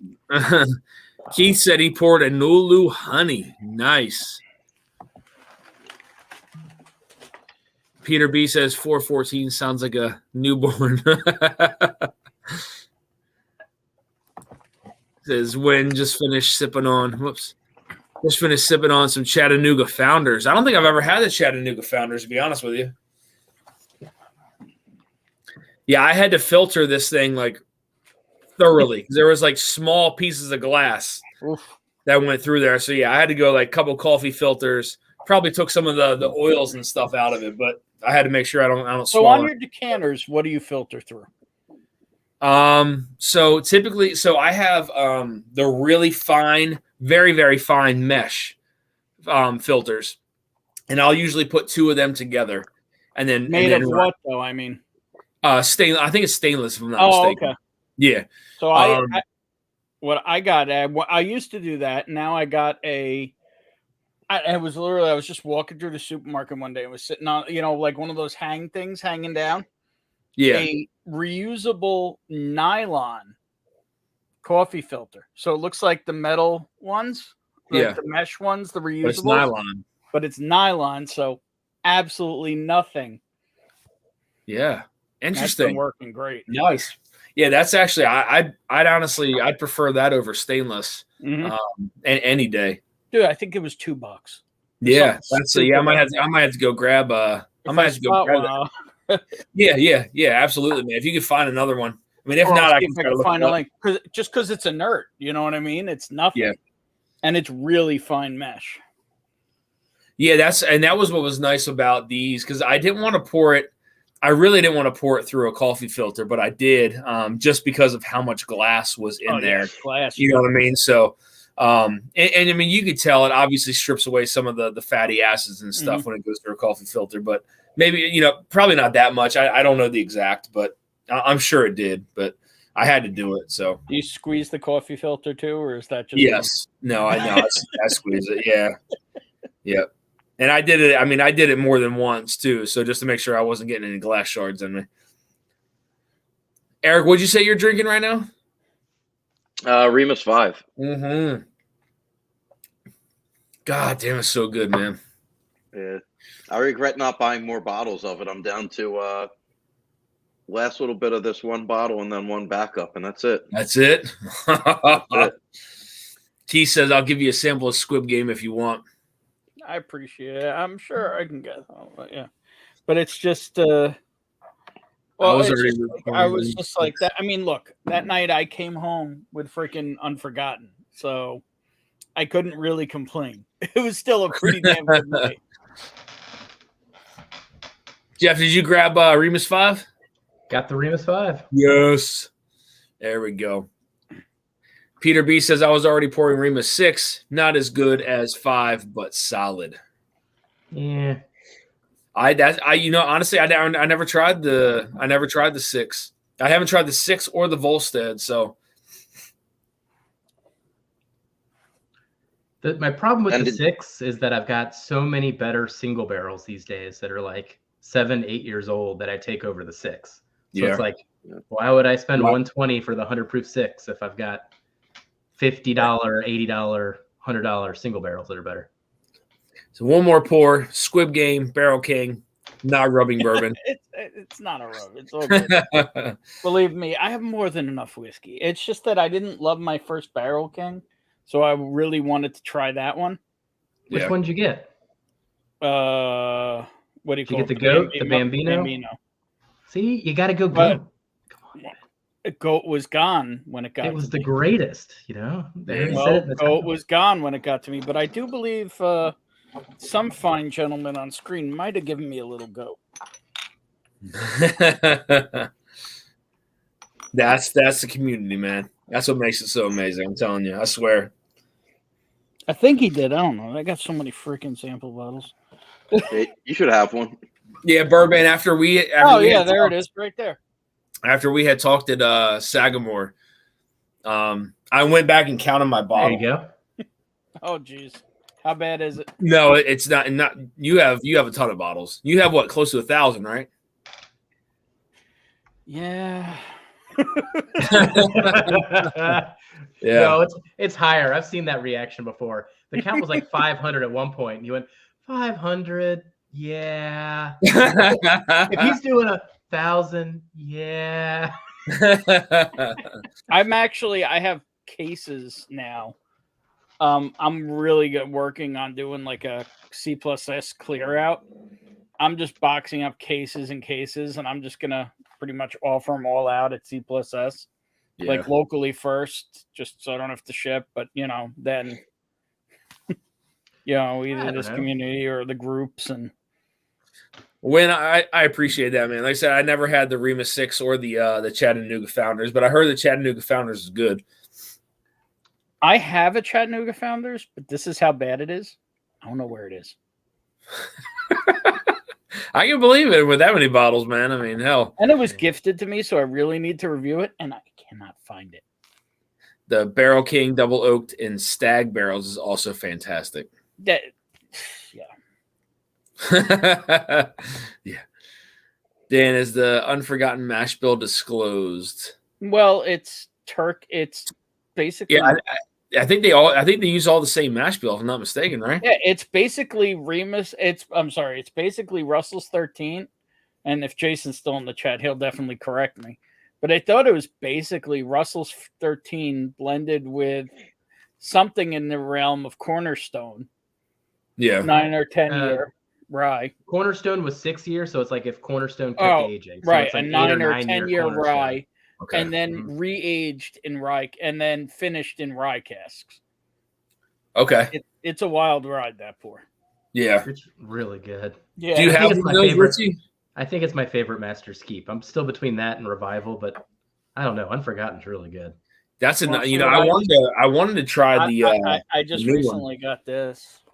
Is that the 17? Yep, the bottle and bond. Yeah. Yeah, Not I still have like 17, but half of mine left. That's really good. Did you open it yet, Bourbon? the 17 bomb, not this one. No. I haven't had one in years now. This was that neat deal. I gotcha. Yeah, Richie, again, I'm not 100% sure. But I know like I said, the mash bill is turkey uses all the same mash bill. It's just I guess a matter of where what else is blended with it or whatever. But since it's the brew rye, so it's just a blend of the mash bills. Yeah. I was lucky to get my seen- Remus 6 for $89. I've seen them much higher. That's where the Anybody price else should seen be. turkey picks going up in price? Turkey picks? I've been seeing $72 and $75 for a Russell's pick here. Yeah. Yep. I mean, I don't know if that's just the tolerance, but I mean, No. Yeah, that's been happening. That happened in Ohio. Yeah, so it's kind of standard then. is that standard right now? I mean, that's what Ohio's price is. Really? So when Ohio does that, I just assume My Everybody- last What it is local everywhere. pick was 65, I think. 61. Yeah, that's what I paid on my last was 65. I mean, the last time it dropped in Ohio, it was $72.99. Yeah, the highest one I saw was a Total Wine, even, which is even weirder. And I wouldn't have bought it, but it was a Warehouse K. And I love Warehouse K, man. Yeah, so it came home. There's still more. Yeah. I think Warehouse K is one of those warehouses that's just like super, super underrated. Love the profile of Warehouse K. And again, is there any bad turkey? Now that I've had. Oh, Dan, you'll appreciate this. I actually picked this up in Connecticut this weekend. It's not a real Dusty, but at $13, I took it home.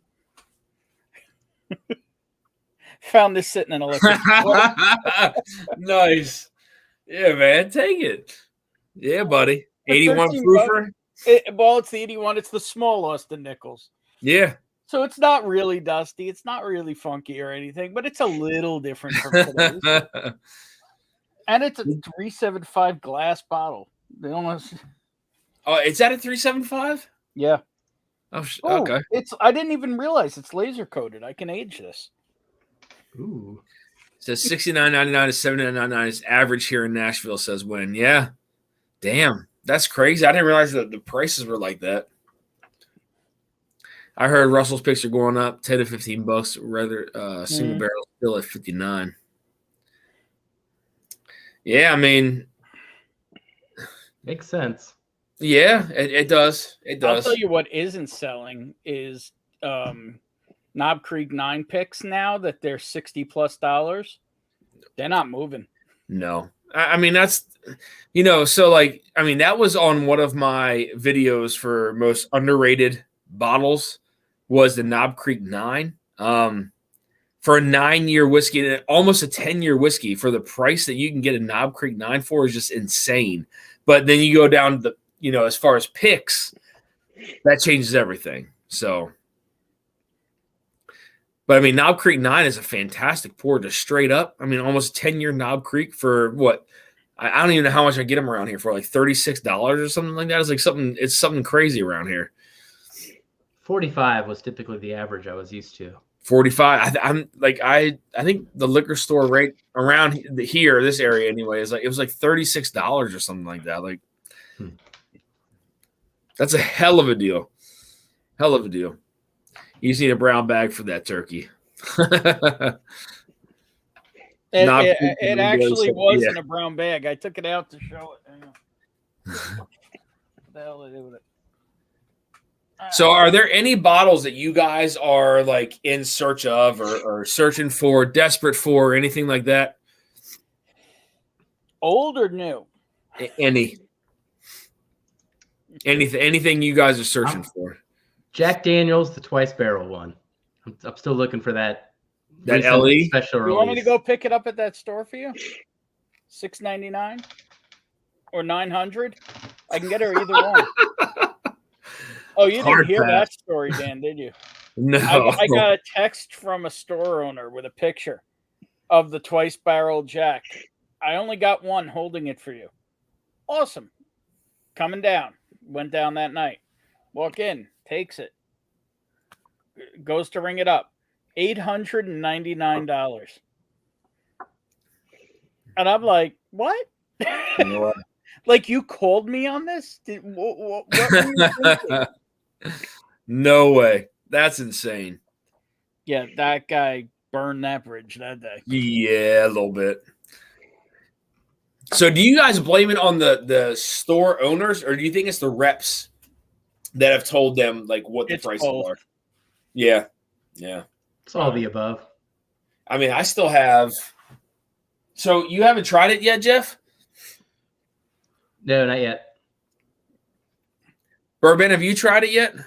I have not yet. Eric, have you tried it yet? Nope. Yeah, I don't got enough to send all three of you guys, man. But then take care of them. I think I have like 2 1 ounce. I think it's like maybe 2 ounces left in there. Yeah, I mean it's very different. I'll say that. Very, very different. I've been on the. What am I really? Wynn says Wild Turkey Unforgotten is on the top of his list right now. Nice. Me as well, Jeff. I saw it for $5.99. That's insane. Knob Creek 9 single barrel picks are called Barrel Selects now. Yeah, they also what it is all these stores saw the price is of Coy Hill online, and this is the new Coy Hill as far as they're concerned. They don't know anything, and they ain't listening to us because they just think we're trying to steal it from them. I walked into my local store right down the road, and again, this is a store that has like the most basic stuff you could ever think of. And you look at the top shelf, and they have like an E.H. Taylor Rye, a Handy, a Pappy, a Blanton's. I said, how much is that? It's a 2022 Handy. $1,700. I said, I told the guy, I was like, you're out of your mind, man. You're out of your mind. $1,700? Are you freaking kidding me right now? It's a 600. I think it retails for what? 99. But realistic price is 4 to 6. like these days. It just, I don't know. To me, that just blows my mind, man. I don't know. 3 to 6, yeah. Huh. I mean, I know I can't say much because I'm trying to sell an OC bourbon batch 5 for $1,000, but I mean, it's, you know, I'm trying to grab that Heaven Hill 17 before the end of the year so I can review it to see if it's worthy. So, what would you pay for an Old Carter State batch? Because I'm in this dilemma right now, like the new New York, New Jersey batch, or the new around you, like the new DC batch. Those usually go for about $500 if I'm not mistaken. Not secondary. I'm talking. What would you pay in a store? In a store? I mean, I wouldn't pay $5 for it. If I was going to pay $5 for something, anything Old Carter, it would be American whiskey. First off, so one of the American whiskey releases, probably $5 or $1. This is bourbon, non-age stated. Best $350. Yeah, I was gonna say they were offering it to me at $3, and it's like I'm tempted, but honestly, the last batch wasn't that great. Yeah, so of the New York batch. To be honest with you, like, you know, I'm part of the Old Carter Members Club. I am too. Are you? Mm-hmm. Yeah, I don't think I'm going to continue my membership after this year. I'm going to see what the rest of this year plays out on. According to Brian Booth, there's nothing coming out the rest of December. Nothing. Well, that's fine because you got to remember that we're year to year, but it really only started in like June. Yeah, pretty much. So we're only halfway through the year. We got to see what the rest of the year holds. Believe me, I'm picking up what you're putting down. Yeah. But they're going to have to release something that's going to blow me away. I'm reserving hope because if you dollar cost average right now, you're better off buying a secondary. Yeah. And that's one of the things that is being talked about with some of the Old Carter is, they don't have those barrels anymore. Like, yes, they can blend, but if they don't have the barrels, those older barrels to help blend, we don't know what they have though. At the same time, I mean that's very true, very true. Like that last drop of American whiskey they just did on Black Friday was 16 or 17-year-old American whiskey. Yep. How much were they? And see, like that's the issue that I have, right? Like I feel you. If you're going to be part of a members club and you're going to release something like a 16-year-old American whiskey, but you're going to put a 6 to 8 year Kentucky straight whiskey or a bourbon in your group, like that to me, I don't jive with that, man. Like that's not. I don't. For me, I don't like that. Like you're pushing all my buttons. I'm doing my best to be nice on stream. I could go buck wild off stream. Yeah. I'm really trying to hold my tongue on stream right now, but you're pushing my buttons. So I had a chance. Anybody who knows me knows I will fly off the handle. My cousin got me one of those American 10. I got the batch 10 coming. The American whiskey. Yeah. When you crack that, Jeff, let me know and I will trade you a sample of something, whatever you want. I'm always interested to try their American whiskey stuff, so I will trade you literally anything. Well, not anything that I have. You tried this one? Yeah, good. Which one is that? The Kentucky whiskey? Kentucky whiskey batch 3. The OC 3 OC or the 3? This is straight 3. This is distributor release. I have not tried that one. Straight Kentucky whiskey, 131 proof. 131 proof. I know did you grab the 2 OC from them? I don't physically have it in my possession yet. In the locker, yeah. I have to buy it. You have to buy it all. It sounds like we need to talk about this because I think we're Yeah. But what did Richie say? Thomas Handy, I pay $400 for tops. Never seen it for less than $1K. Nope. Yeah. I mean, Copper Wolf says keep pushing. Last time I got a Handy, well, that's different. But the last time I got a Thomas Handy, when you hear yourself say something out loud, you're like, oh yeah. When it's me that catches myself. Yeah, Peter. I mean, again, like, if you're going to be part of a members group, right, and you're going to release a 14 or was it 16-year American whiskey, right, Ben? Is it 16 or 14? 16. 16-year American whiskey, right? And you're part of a members only club. Like you would figure that would be part of the members only club, but the stuff that they've been releasing has not been anything of that caliber, if you will. It's been MGP. I mean, besides the Kentucky whiskeys they released. Which I haven't tried any of them yet. Have you tried any of the Kentucky whiskeys? Yeah. I have the 2OC, and I'm not. Well, Really? Jeff, you tried that, right? Didn't I send that to you guys blind? Or was it something else? Did I send that to you blind? Yeah. That would have been the first. That would have been A then. Yeah, I think. Yeah, I'm pretty sure it was the. Was Kentucky whiskey? Huh? I said 2OC was Kentucky whiskey. Yeah, 2OC was. Yeah, and I think the 3OC was the bourbon, the Indiana bourbon. Mark May says, chase for 2 years, did obtain some great bottles, and I'm proud. I just don't chase the heart anymore. I'm at 126 bottles. Now I pick and choose with more laser focus. Yeah, man. Shit, I wish I did. Well, okay, so here's a question for you guys. So the one thing that I've started doing is because I got so many unopens and I'm never tapping into them anymore. It's like I had backups.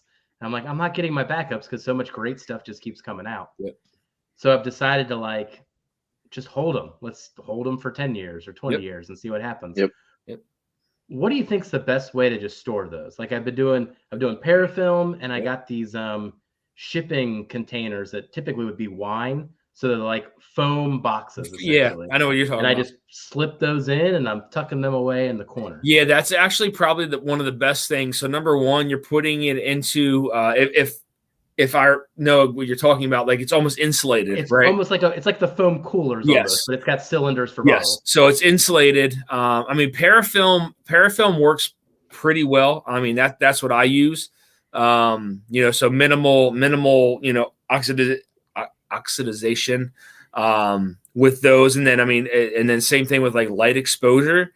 So, I mean, I think that you're storing them the correct way. The only thing that you would have to be careful of is the temperature in which you keep them in. That I don't know, but as long as you keep it in a pretty, I would say, consistent temperature, you should be fine. As long as there's no light exposure, you have them wrapped up safely, safe and sealed. Yeah. You're good, man. I mean, Christ, I have bottles that still have, seals around them from way back when that are the fills are like perfect. So, as long as there's no light exposure to it, heat and cool is at a consistent temperature, you should be fine. And if they're synthetic corks or screw tops, they're going to be absolutely fine. Even better. Yeah. Yep. Right now, I just have a closet. Gary Franchi, the franchise is in the house. What's going on, buddy? Hey, Gary. Good to see you, man. Brian says, Dusty Dan, I will check my local store. They had a bottle of the Heaven Hill on Saturday. If they still have it, you interested? Brian, it would depend on what they want for it. I don't know what the retail goes on the Heaven Hill 17. But you can reach out to me if you can. Like I said, Dusty Dan's reviews at gmail.com. Let me know. Because if not, I'm going to trade either I'll sell an Old Carter Bourbon Batch 5 for the money for it, or trade for it 1 for 1, whatever. Doesn't matter. It sucks too, because I have 2 backups of those, and that's a really good pour. Like I said, that was my whiskey of the year. It was Jason's whiskey of the year. I think it was Scott's whiskey of the year 2 years ago as well. We got to be able to get you a sample of it then. I mean, we don't want to give up one of your favorite whiskeys of all time. Yeah, I mean, Jason said.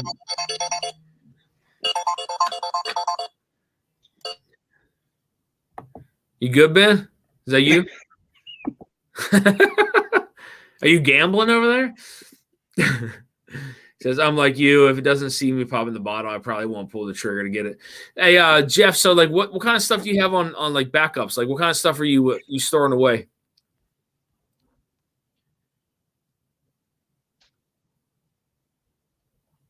Jeff, can you hear me? Yeah, I can hear you. What kind of stuff are you storing away? Bunch of MGP single barrels, and but they're single barrels from like 2005 to 2010 era. So I still got a bunch of those. Older. And I haven't been tapping into them, so I'm just like, hey, why not just push it further? Like, I'm not gonna trade them. I'm not gonna do anything with them. Those are just mine. Like those are the pinnacle for me. Those are the things that I traded for. So I have no intentions on letting those like go. you said, some of that older MGP stock is just so good, man. It's so different from even more the modern day MGP stuff. Yeah, that was my era. That's the thing that I probably took for granted a little too much back then. See Ben's picture, and he keeps like switching it out. You know, it was Scott, and now it's this guy. Heaven Hill 17 is approximately 275 to 300. Shit. If you could find me a bottle of that Heaven Hill 17 for 275 to 300, I will get 3 of them. If you can find them for that. For sure. 100%. They're getting a hold of Ben regarding his car's warranty. I used to keep at 50 open all the time, and the number has gone up quite a bit. Yeah, man. I mean, that's kind of what I'm at too, Keith. Like, I mean, I don't have as many bottles as Ben does. I know Ben said he's like in that 1,000+ range. I think after I counted, I have like, was it 710, something like that, which is still a lot, but I think I'm right around that 700 mark. But if I were to do like bottle kill night, if I were to do a week or 2 of bottle kill night, I'd probably get rid of 15 to 20 bottles easy. So the one thing that I've done with those though, Dan, is I've taken pretty much every favorite bottle that I've had for the last 4 years. I've taken 4 ounces of it and put it into 2 separate 2-ounce samples, and I just parafilm that, put it away, and then I just like tuck it away. You do exactly what I do, man. Yeah, if you ever watched Dexter when he had like the slides, it's kind of like that, but with whiskey. So, but I just tuck that away, and then I don't have to worry about when I kill the bottle, because I'm like, oh, there's always that one there. For when it's so funny you say that, man. It's exactly what I do with something I really enjoy. I did it with the George T. Stagg, the 2017 that I had. So, I mean, I really enjoyed it. I drank it down to this much, and I poured it into a 200 milliliter. And then wrapped it in parafilm, put it away. Just so that the air influence wouldn't change the profile of it. So I'm right there with you. I do the exact same thing, man. When I find something that I really, really like and it exceeds my expectations, I will definitely pour it into something and then wrap it up and save it. So I'm right there with you, buddy. Right there with you on that one. See, I don't have the space to exceed 350 to 400 bottles. I know that because I'm currently around 350 to 400 bottles. Max capacity. Max capacity. So there's a chance to save some space. It's like, oh yeah, pour that into sample bottles and put something else on the shelf. Yes. Coverwolf says, I have a Smoke Wagon 12 Private Select put away, as well as a Filibuster 12. I'm just holding. Yeah, man. Yeah, man. Yep. I'll take 2 Heaven Hill. Oh, Ben. Sorry, Ben. Sorry. Hey. There you go. Hi. Shit, I'm sorry, Ben. It's all good. I saw your profile pic after you left. I got scared for a minute, man. That's all right. I mean, look, even that guy's jealous of yours. So it's no way. Pete Thompson says, I'll take 2 Heaven Hill 17, please. Hell yeah. So the thing is that I did a lot of like, one of the cardinal sins, why I have so many bottles, is I very much did the shop the bottom shelf and like bought every like $20 to $40 bottle I could get my hands on. And that like you have 7 or 8, but you've got, you've got some unicorns in that. You've got stuff. Yeah. Yeah, I mean, that's the thing is like, yes, I have stuff that I don't even talk about just because I just don't talk about it. Yeah. But it's not because I don't want to, I just don't, Yeah. But I mean, you gotta have some surprises if anybody ever comes to visit. Yeah, absolutely. I mean, but everybody knows that, man. I mean, anything that I have open and stuff like that, like typically I'll share almost anything and everything that I have, man. So, it's, I mean, that's what it's all about, though, is like I said before, I mean, on these lives, it's all about the experience. You know what I mean? So, Copper Wolf says he's at 800 to 900 in less than a year. Wow. That's insane, Ryan. That's insane. Wow. He's all in. Does he just He's all in. He is straight up like, straight up poker table, like, I'm all in. All the chips. Here you go. 800 to 900 in a year? Whew. Dude, that's just a lot of carrying bottles. That is just that's impressive. That's impressive. I'll say that. T. Thompson says I'm probably 300 with 100 open. Yeah. That's still a good bit. What does Richie say? Keep bottles in a dark, cool place. Yeah, man. So I have an old Taylor from the 1930s. Oh. Yeah. That was kept in a basement that was kind of, dark and cool. The level, I mean, the fill level is still like all the way up to the neck. So like that's how you know, like, it was stored in the right proper condition. No light exposure or anything like that. I mean, you could tell typically, because sometimes, like, I have some dusty stuff. I have a what is that? Old Barton something or other. That kind of started to get a little hazy. So some of the fatty acids started to kind of go up on it, and it's not bad. Like, it still tastes amazing. It's just hazy. So, but that has a lot to do with light exposure and temperature and seal and all that kind of stuff. So all that stuff comes into play when you talk about some of that older whiskey stuff.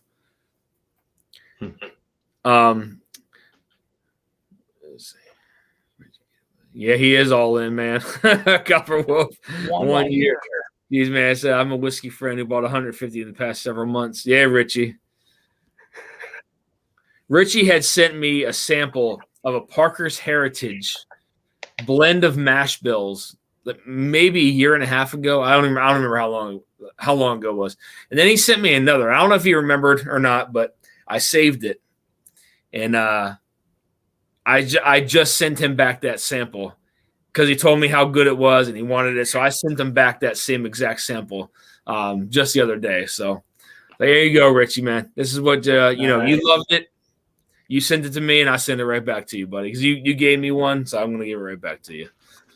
Sometimes I look around and just say, I'll die before I drink this, but Nate says, fortunate to buy a Four Roses LE 2022 locally. That's what I'm looking for. Okay, that's your bottle, Ben? That's my white whale. I've never had a Four Roses LE. I've had 1 ounce of one ever. That's my white whale. That's my Moby Dick. I mean, man, those aren't too hard to get, though. I don't feel like, well, at least on the trade side of things. Even on the trade side of things, people are just always trying to trade those. I feel like people don't even open those. Crazy values. I'm not going to give somebody $400 to $500 value on it. Usually come in a little lower than that. Not around here. If you see it, let me know. Ben, I have a 19 I might be looking to get rid of. All right, we'll talk. I bought 20 in the past couple months. 20 bottles or 24 LEs? Richie's balling. Richie. Cover Wolf saying here, I went in the paint every single day. I might be able to finish all the bottles in a decade. Yeah, Gary, man, that's how I feel. Nope. It's just so much stuff. I'll never drink all this. It's crazy. That's why I'm glad I'm able to give some of it away, man. Like I'll never drink all this. I send people samples, but I need to do more what you're doing. Like on a stream, just give away a shitload of samples. You know? I mean, my biggest thing is just like running out of sample bottles because like I go through so many. I'll send you a link. Reorder them. If you're okay with 2 ounces, I'll send you a link. I just ordered some 72 with cones for like $26. Whew, that's cheap. Yeah, it is. Yeah, send me that link, man. Let That's me see if it's still good. I need a link. I need a link. yeah, man. That's I mean, crazy. I go through sample bottles like I'm mad at 2 ounces. Yeah. I'm out of Yeah. 1 ounces. That's my problem. Mark says this year I focused on store picks and barrel picks. I enjoy the uniqueness of the picks as I compare them. Yeah, man. Absolutely. For sure. Absolutely. I mean, when you talk about the ECBP barrel picks, like I said, I think I've only tried 2 ECBP picks outside of like the in their normal releases and their tombstone bottles. Like I haven't tried that many picks, but the picks that I did try were freaking phenomenal, man. Do you think that was like their whole plan going forward with everything was like, hey, we're going to keep these hitter bottles for, these fantastic picks for like, I've always wondered that. I've been wondering the same thing. My like for the 12-year batches has gone down as the picks have gone up. The picks have gone up. I mean, like I said, the 2 picks that I tried were freaking, they were so good, man. And then, I mean, don't get me wrong, like the A, I'm still blown away the A lost, but like the C922, I love the C922. It almost reminds me of some of those older Elijah Craig profile flavors, from like the Tombstone bottles, like the 128 proof. It almost starts to remind me of some of those, but the picks are freaking phenomenal, man. Oh shit! Oh. Wow, it just got too sexy. Oh, Mash. Hey, what's up? What's going on, man? Just editing as usual. I hear you, buddy. I mean, I've only been streaming for 3.5 hours, but Yeah, I was doing the dungeons and drams thing, so just figured I'd pop in, say what's up. Yeah, man. Appreciate you hopping in. How'd the blind go? Not as I was hoping for. I was hoping that the A122 would have made it, and it didn't. So what did? The Russell's Iceman pick, which you have. Yeah, I do have that bottle, the Russell's Iceman pick and the Booker's Country Ham. Oh, the Country Ham's a killer, dude. So the Garrison Brothers pick that I had, that lost. That's the Backbone Decade Down lost, and then the Elijah Craig A122 lost as well. You can't bring an A122 to a Country Ham fight. Come on. I'm telling. I was shocked. I really wanted the A122 to win, but it lost. I mean, I'm shocked. And what sucks is I didn't have the C922 to during the time that I made this this competition. So that's not entered into win anything. So I hear you. Gary says it's a wonderful experience and community, but I'll soon be giving more of sample bottles on deck to be shipping boxes. Yeah, man. I need sample bottles really bad. I'll got the link already. I went a bit stronger in my purchasing during the peak of COVID. Now I've slowed down a bit. 2 boys in college. I'll kill any supplemental spending. I hear that, man. One of my tops this year, you selected tonight, Russell store pick. I mean, Jason, you probably have more Russell store picks than a lot of people. So I have a lot. Yeah. Yeah. I have, when I built What's a lot? When I did like the new bunker, I have an entire 2 shelves just dedicated to Russell's picks. I would say I probably have at least 50 to 60 Russell's picks. Oh my God, dude. That's impressive, man. Yeah, at least. What's your so I got to ask you, top 2 favorite warehouses? Man, that's tough. I would say one that sticks out easily is a couple years ago when the Camp Nelson Fs were coming out. Yeah. CNFs. Those were amazing because they were different, they were funky, they were dusty, they were super flavorful. I mean, that one is a huge standout. I just don't know if we'll see those a lot again. Ben and I were talking about the K. Yeah, and I would have to say that, I would probably be up there with the K as well. The warehouse, I just got a warehouse K when I was down there. It was only 90 bottles. Got a warehouse K pick. Was really happy to grab that one. Yeah, the Ks and even the S's have been pretty unique too. Yeah. Yeah. It's bizarre. Total here has a warehouse K right now. Really? Total Wine? $72, but Total Wine has a warehouse K. How they stepped in crap and got that, I don't know. Yeah. Interesting. Then again, my last CNF came from the same store. So. Who flung dung? Good to see you, man. Cheers. I've never seen you in chat before, but cheers. I'm going to finish off with this A122 that lost tonight. I'll probably call it a night after this pour here. I know I've been live for a while. Oh, it's okay. But Jason and I have a trade that's gonna happen here. We're not gonna talk about it on chat though. I just wanna throw that out there. I don't know if I necessarily call it a trade. It's not a trade. All right. It's not a trade. But Peter says I got an S pick. Dang good. Yeah, the S's are those were the barrels that stood out when I did the picks for Ohio. Yep. There were 3 Yeah, S barrels. I forgot you did all those picks for Ohio. It was like 3 of them, right? Or was it more? No, 15. 15. Oh, 15. Jesus. I got one of Christ. them, and then Brian Russell signed it. Oh, you mean Bruce Russell? Or Bruce? Yeah, Bruce Russell. Yeah. I'm like, Brian Russell. Which Russell's that? It's a long lost brother, man. Yeah. Bruce was kind of making his way around Ohio and signing some bottles. But he I got to, I don't know which one. There was 3 that I called out in the video I did, and more that I really liked. So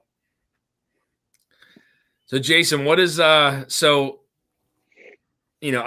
you're gonna be doing your top 10 or ryes or bourbons this year. Like, is there something that you want to win that you feel should win? no. It's just whatever wins. It's just I'll do them blind, and generally that day that I try to really pick it, I eat like a really bland diet and keep the palate fresh, and Yep.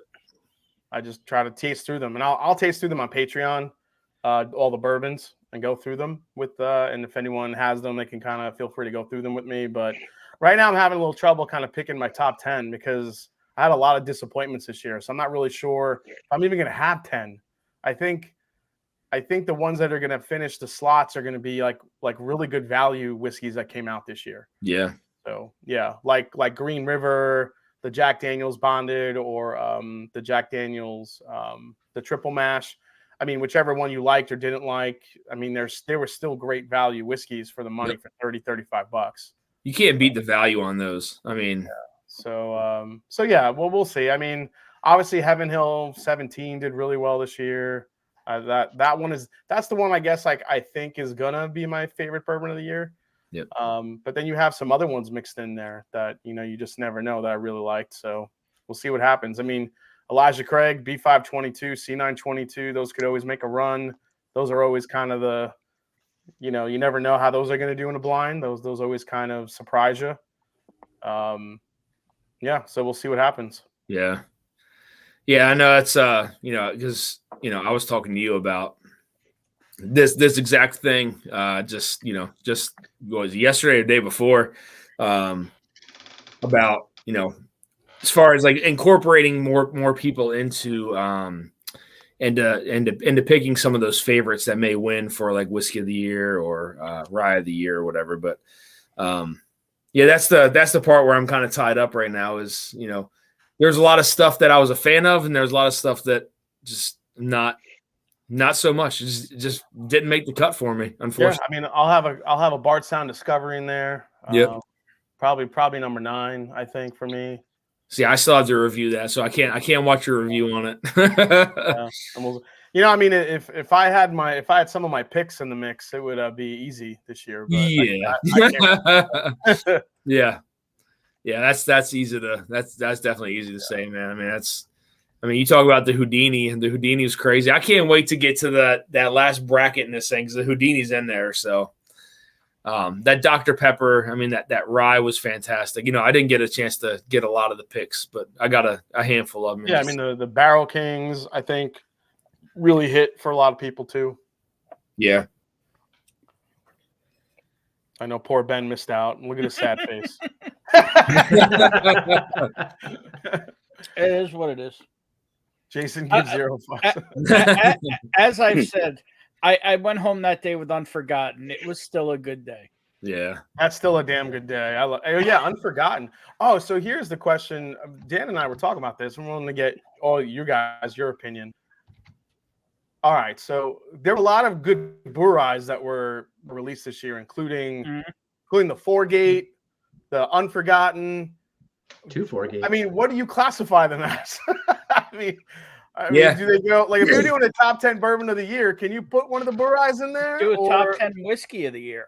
Do a top 5 Burai. You could do a top 5 Burai this year. You totally could do a top 5 Burai. Yeah. Not for nothing, too, that I haven't heard mentioned a lot, and everybody knows I'm not a huge 4-gate guy, but Calvin Collab 4 and 4x4 are both killer. Yeah. Yeah. And I Calvin blame Collab Jeff 4, that I the blame split this staves guy good, for too. me spending the $400-something dollars. That guy. The Kelvin Collab 4 was an absolute beast this year. That thing was good. I didn't try the 4, to be honest with you. Like the Unforgotten is like a blend of bourbon, a blend of rye, and then, I mean, we know the mash bills because they only have 2 freaking mash bills. Yeah. And then they finish that in a rye cask. So, like in my mind, maybe that leans more towards a rye than a bourbon. I don't know. I know. Then you got the WM Tar. That's like kind of the same deal. Yeah, the WM Tar that reserve was one of my favorites this year. That was a surprising, but again, that was turkey sourced as well, so it had a very turkey-esque profile, which is probably why I liked it so much. Yeah. You have the Lost Monarch cast strength. That was mine's been opening up, getting a little bit better. I mean, there's a bunch of them. So 2XO, the 2 4-gates. But I mean, we were trying to figure out like what do you classify it as though, right? I mean, do you do everything under best whiskeys, or like what is it classified as? I think you just got to do top 10 bourbons and whiskeys this year because it's just you can't quite classify them as bourbons. With everybody, put some scotch in. I have one scotch above all that would make it this year, which is the Bunnahabhain 12-year cast strength, which is fucking delicious. 2021 or 2022? Because I've seen both lately. Oh, I don't know. I think I got a 2022, and it's awesome. Okay. So here's the question. I was actually thinking about this one. So if you were to take a bourbon and you take a rye and you were blending them together, but it's still predominantly corn, is it still a bourbon? See, I look at it as depending on the blend. Is there more rye in it than bourbon, or is there more bourbon in it than rye? Right, but wouldn't that still make it a rye or a bourbon then? Like whatever it nets out at the end, right? Well, I guess. not if the rye doesn't follow the rules of bourbon. Then it's a blend of straight whiskeys or a blend of whiskeys. Well, what if it's a 51% rye? Well, then you could get away with it as long as. See, I don't think you could get as granular as mash bills. I don't even want to like make my head explode over that shit. I'm just going off the proportions of what's in the blend. If it's 70% bourbon and 30% rye, then to me that's more of a bourbon than a rye. No. So I'd how rather about just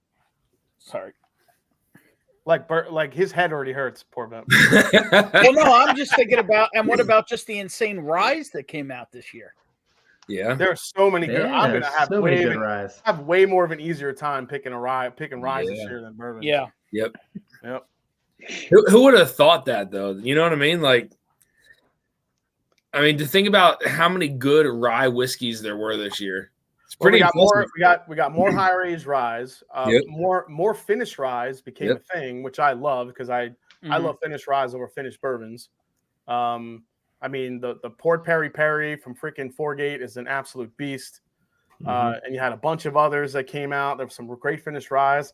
Plus, you had the 3, the heritage ryes from Maryland that came out that were amazing. There was just so many good ryes this year. Yeah, I agree.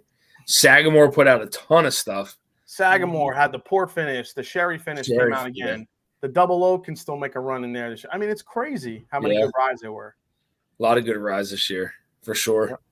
I found the old batch of the port finish this weekend for $55. The Sagamore? Yeah. The original? Yeah. Oh. How many did you buy? Just one. Because I've actually one. never tasted I've never tasted it. Yeah. But they're just sitting there. They're not going anywhere. The Brew Baker Maker's in the house. Late to the party as Ernie. usual. Oh, Cheers, man. What's up, Ernie? Good to see you. Batch 1B. Is that the original? Yeah, that's the Yeah, original. that's the first one. yeah. You see what Mark May says? Houdini, my number one this year. Yeah, dude, that bourbon's hard to beat, man. That thing was so fucking good. And for a 6-year, I still can't believe how good that thing was. It's you making me you would wanna never grab it right get now. you could never blind that and say that's a 6-year whiskey. No. Never. It tastes way older than 6 years. I blind it and I call it an Irish all the time. Do you really? Confuses me every time. An Irish? This might be my number one, but I don't know anybody know about him. What is it? Kings County? Kings County Barrel Proof. It's a Kings County Hazmat? Yeah. Yeah. But that's The the thing. Picks are where it's at. Motor oil.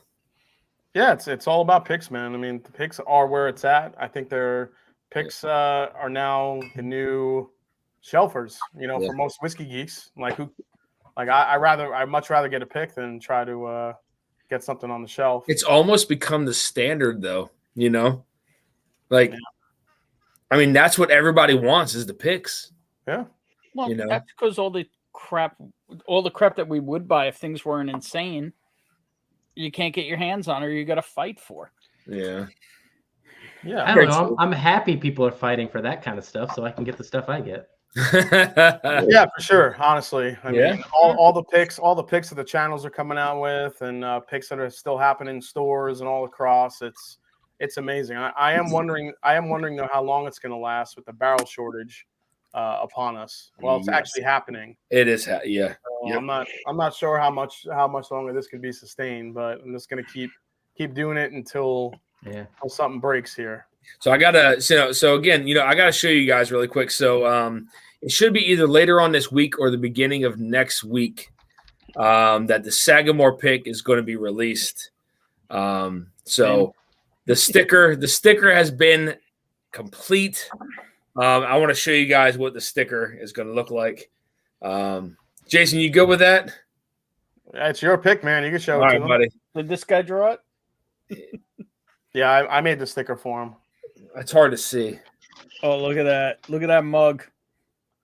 Yeah, bring it up there. There I have you the go. Sagamore diamonds on the back, and it's his number one, and it's called the Dusty Debut. That's the Nice. sticker, It needs a little more chest hair. A little more chest hair. man. Just I was gonna add a little bit more hamburger meat, but I figured it's his first. That's such an awesome sticker, man. I can't wait. I can't wait. It should He's be gonna save that for the sequel, then that's just gonna be going out everywhere. I It's gonna be think like, it's 204 hello. bottles. 204 bottles, I believe, is what the count was. Oh, So that yield. Wow. yeah, quite the yield for sure. As a safe space for Richie. Gary French says, "You home? Are you home away from home?" Brewbaker Maker says, "Spend the weekend at Big League Bourbon's place, but home now." That's awesome, man. That's awesome. Big League Bourbon, good guy. Peter B says, "Nice look." Yeah, man, that sticker's badass, man. I love that sticker, man. Thank you. Yeah, thank you for that. So Yeah, Thank you. I feel like with each my release, you could just go button down, for the next sticker. let's go all the way down. yeah. A I button. I did want to go a little crazy, like put his head on like John Travolta from Saturday Night Fever or something, but we'll see. Again, man, it's a big thank you to you too. So through the Mashing Journey Whiskey Club, because without you guys supporting it, I wouldn't have been able to sell it. So Well, you'll be able to share it amongst every single group you want, and then you'll give everybody a chance to grab one. I mean, it's a hell of a pick. I mean, I still have it right here. It's so damn good. Do you really have some left? Yeah, I still have it right here. This is Dusty's pick right here. Oh, dude, you have mine's gone. Yeah. Damn. I just found it the other day. I was like, what the hell barrel is this? I couldn't remember what it was. Oh God damn, that's awesome. I got all this shit all around here, man. So I got samples everywhere. But yeah, this is your pick. Who Flung Dung says I just paid retail for a lot B, and now the chase is over. Finding myself more excited to reach for my local store's Lucky 14 cast strength pick. No limit on that either. Yeah. Oh, lot B. Oh Yeah. man, I would trade the shit out of that for something good. Yep. Absolutely. Oh, Absolutely. That is trade bait 100%, man. I mean, Oh my god. Yep. Yeah. Just tell everyone in the chat rooms it's Pappy, and they'll fucking jump all over it. Brew Baker Maker says, haven't had a bad Sagamore. Says Gary says the Brew Baker Maker likely to be down there right after Christmas. Yeah, I mean, so Jay was saying he's thinking it's going to be like a Christmas week release, according to him. So what's going to be a Christmas release? The Dusty debut. Oh, okay. Okay. Yeah, I mean that's what he's saying. So he said he should receive. He says they picked up the. It should be at the distributor, and then it should be some Christmas week released whiskey. So we'll see. I'm excited though. I can't freaking wait. You know anybody that went down? Was it today or tomorrow? That's going to try to grab the Parker's Heritage at Heaven Hill. Somebody messaged me that they were going to go down there, but it's just one person, so he can only grab one for himself. So Jeff's like, I'm going where? Jeffrey Wack got it. You got to. Oh, Jeffrey, you went to try to get a Parker's Heritage. Oh no. Oh, okay. No, I'm just teasing. If Dana would let him, he would. They're going for like 1,000 on secondary right now, right? It's a high age double oak bourbon. I mean, you could just go right down the street over to Lux Row and grab one of their double barrel 12 years. You know, Heaven Hill. Thank you very much. Yeah. Look at Gary. I may have snagged a Parker's Heritage this past weekend. Yeah. Damn, Gary. I mean. Like, if you can't get that Parker's Heritage, just go to Lux Row and get their 12-year double barrel. I mean, it's the same. Is that worth picking up? But the 12-year double barrel's not actually like double barreled. It's just two single barrels mixed together. Exactly. It's two, mixed together. But I mean, you're getting two separate cask maturations. It's not being double oaked, but it's two barrels. Yeah. I'll tell you what though. I don't know if it was Scotty that sent me a sample of that a while back. The double barrel from Lux Row, fantastic stuff. Yeah, they're. I'll say they're more hit than miss, but there are a couple that haven't been as good. But for the most part, most of them are pretty damn delicious. Yeah, and this was a while back, so I mean, it may have gotten better since. But I was a year ago. I think I was with Scott when I got that bottle. We both bought it, and that particular bottle was like a cherry chocolate bomb. It was really good. Yep, that was it. Every time I've gone to Lux Row, it's literally been, we just sold out yesterday. We'll have them again next week. And I'm like, and I won't be here anymore next week. So I'll try next time. I got to find someone down in Kentucky. I got a bottle sitting in old Carter's locker that I got to go and get at some point. So I got to find somebody down in Kentucky to grab that at some point. I'll be there in the end. I was just in Louisville last weekend. Yeah, and I think we tried to see if you could pick it up, but you have to schedule your appointments to pick the stuff up now. So yeah, there's literally when you go on their site, there's literally like a button that says schedule appointment for pickup. So you have to do it that way. There's no other way to do it. Interesting. Yeah. Well, guys, I've been going live for 4 hours. I am going to hop off the live. Guys, if you want to sit here and chat for a little bit after, that's fine. But I'm going to hop off the live because we are at the 4-hour mark right now. Again, thank you guys for all just sitting in the chat. Much appreciated. And again, I'll be getting the samples out here in the next couple of days for everybody who won. Thank you guys all for tuning in, guys. I'll be sticking around here in the chat. So thank you guys. Have a good evening. We'll see you next Monday for the next round of the Blind Barrel Proof Showdown. Cheers, my friends. Until next time. Cheers.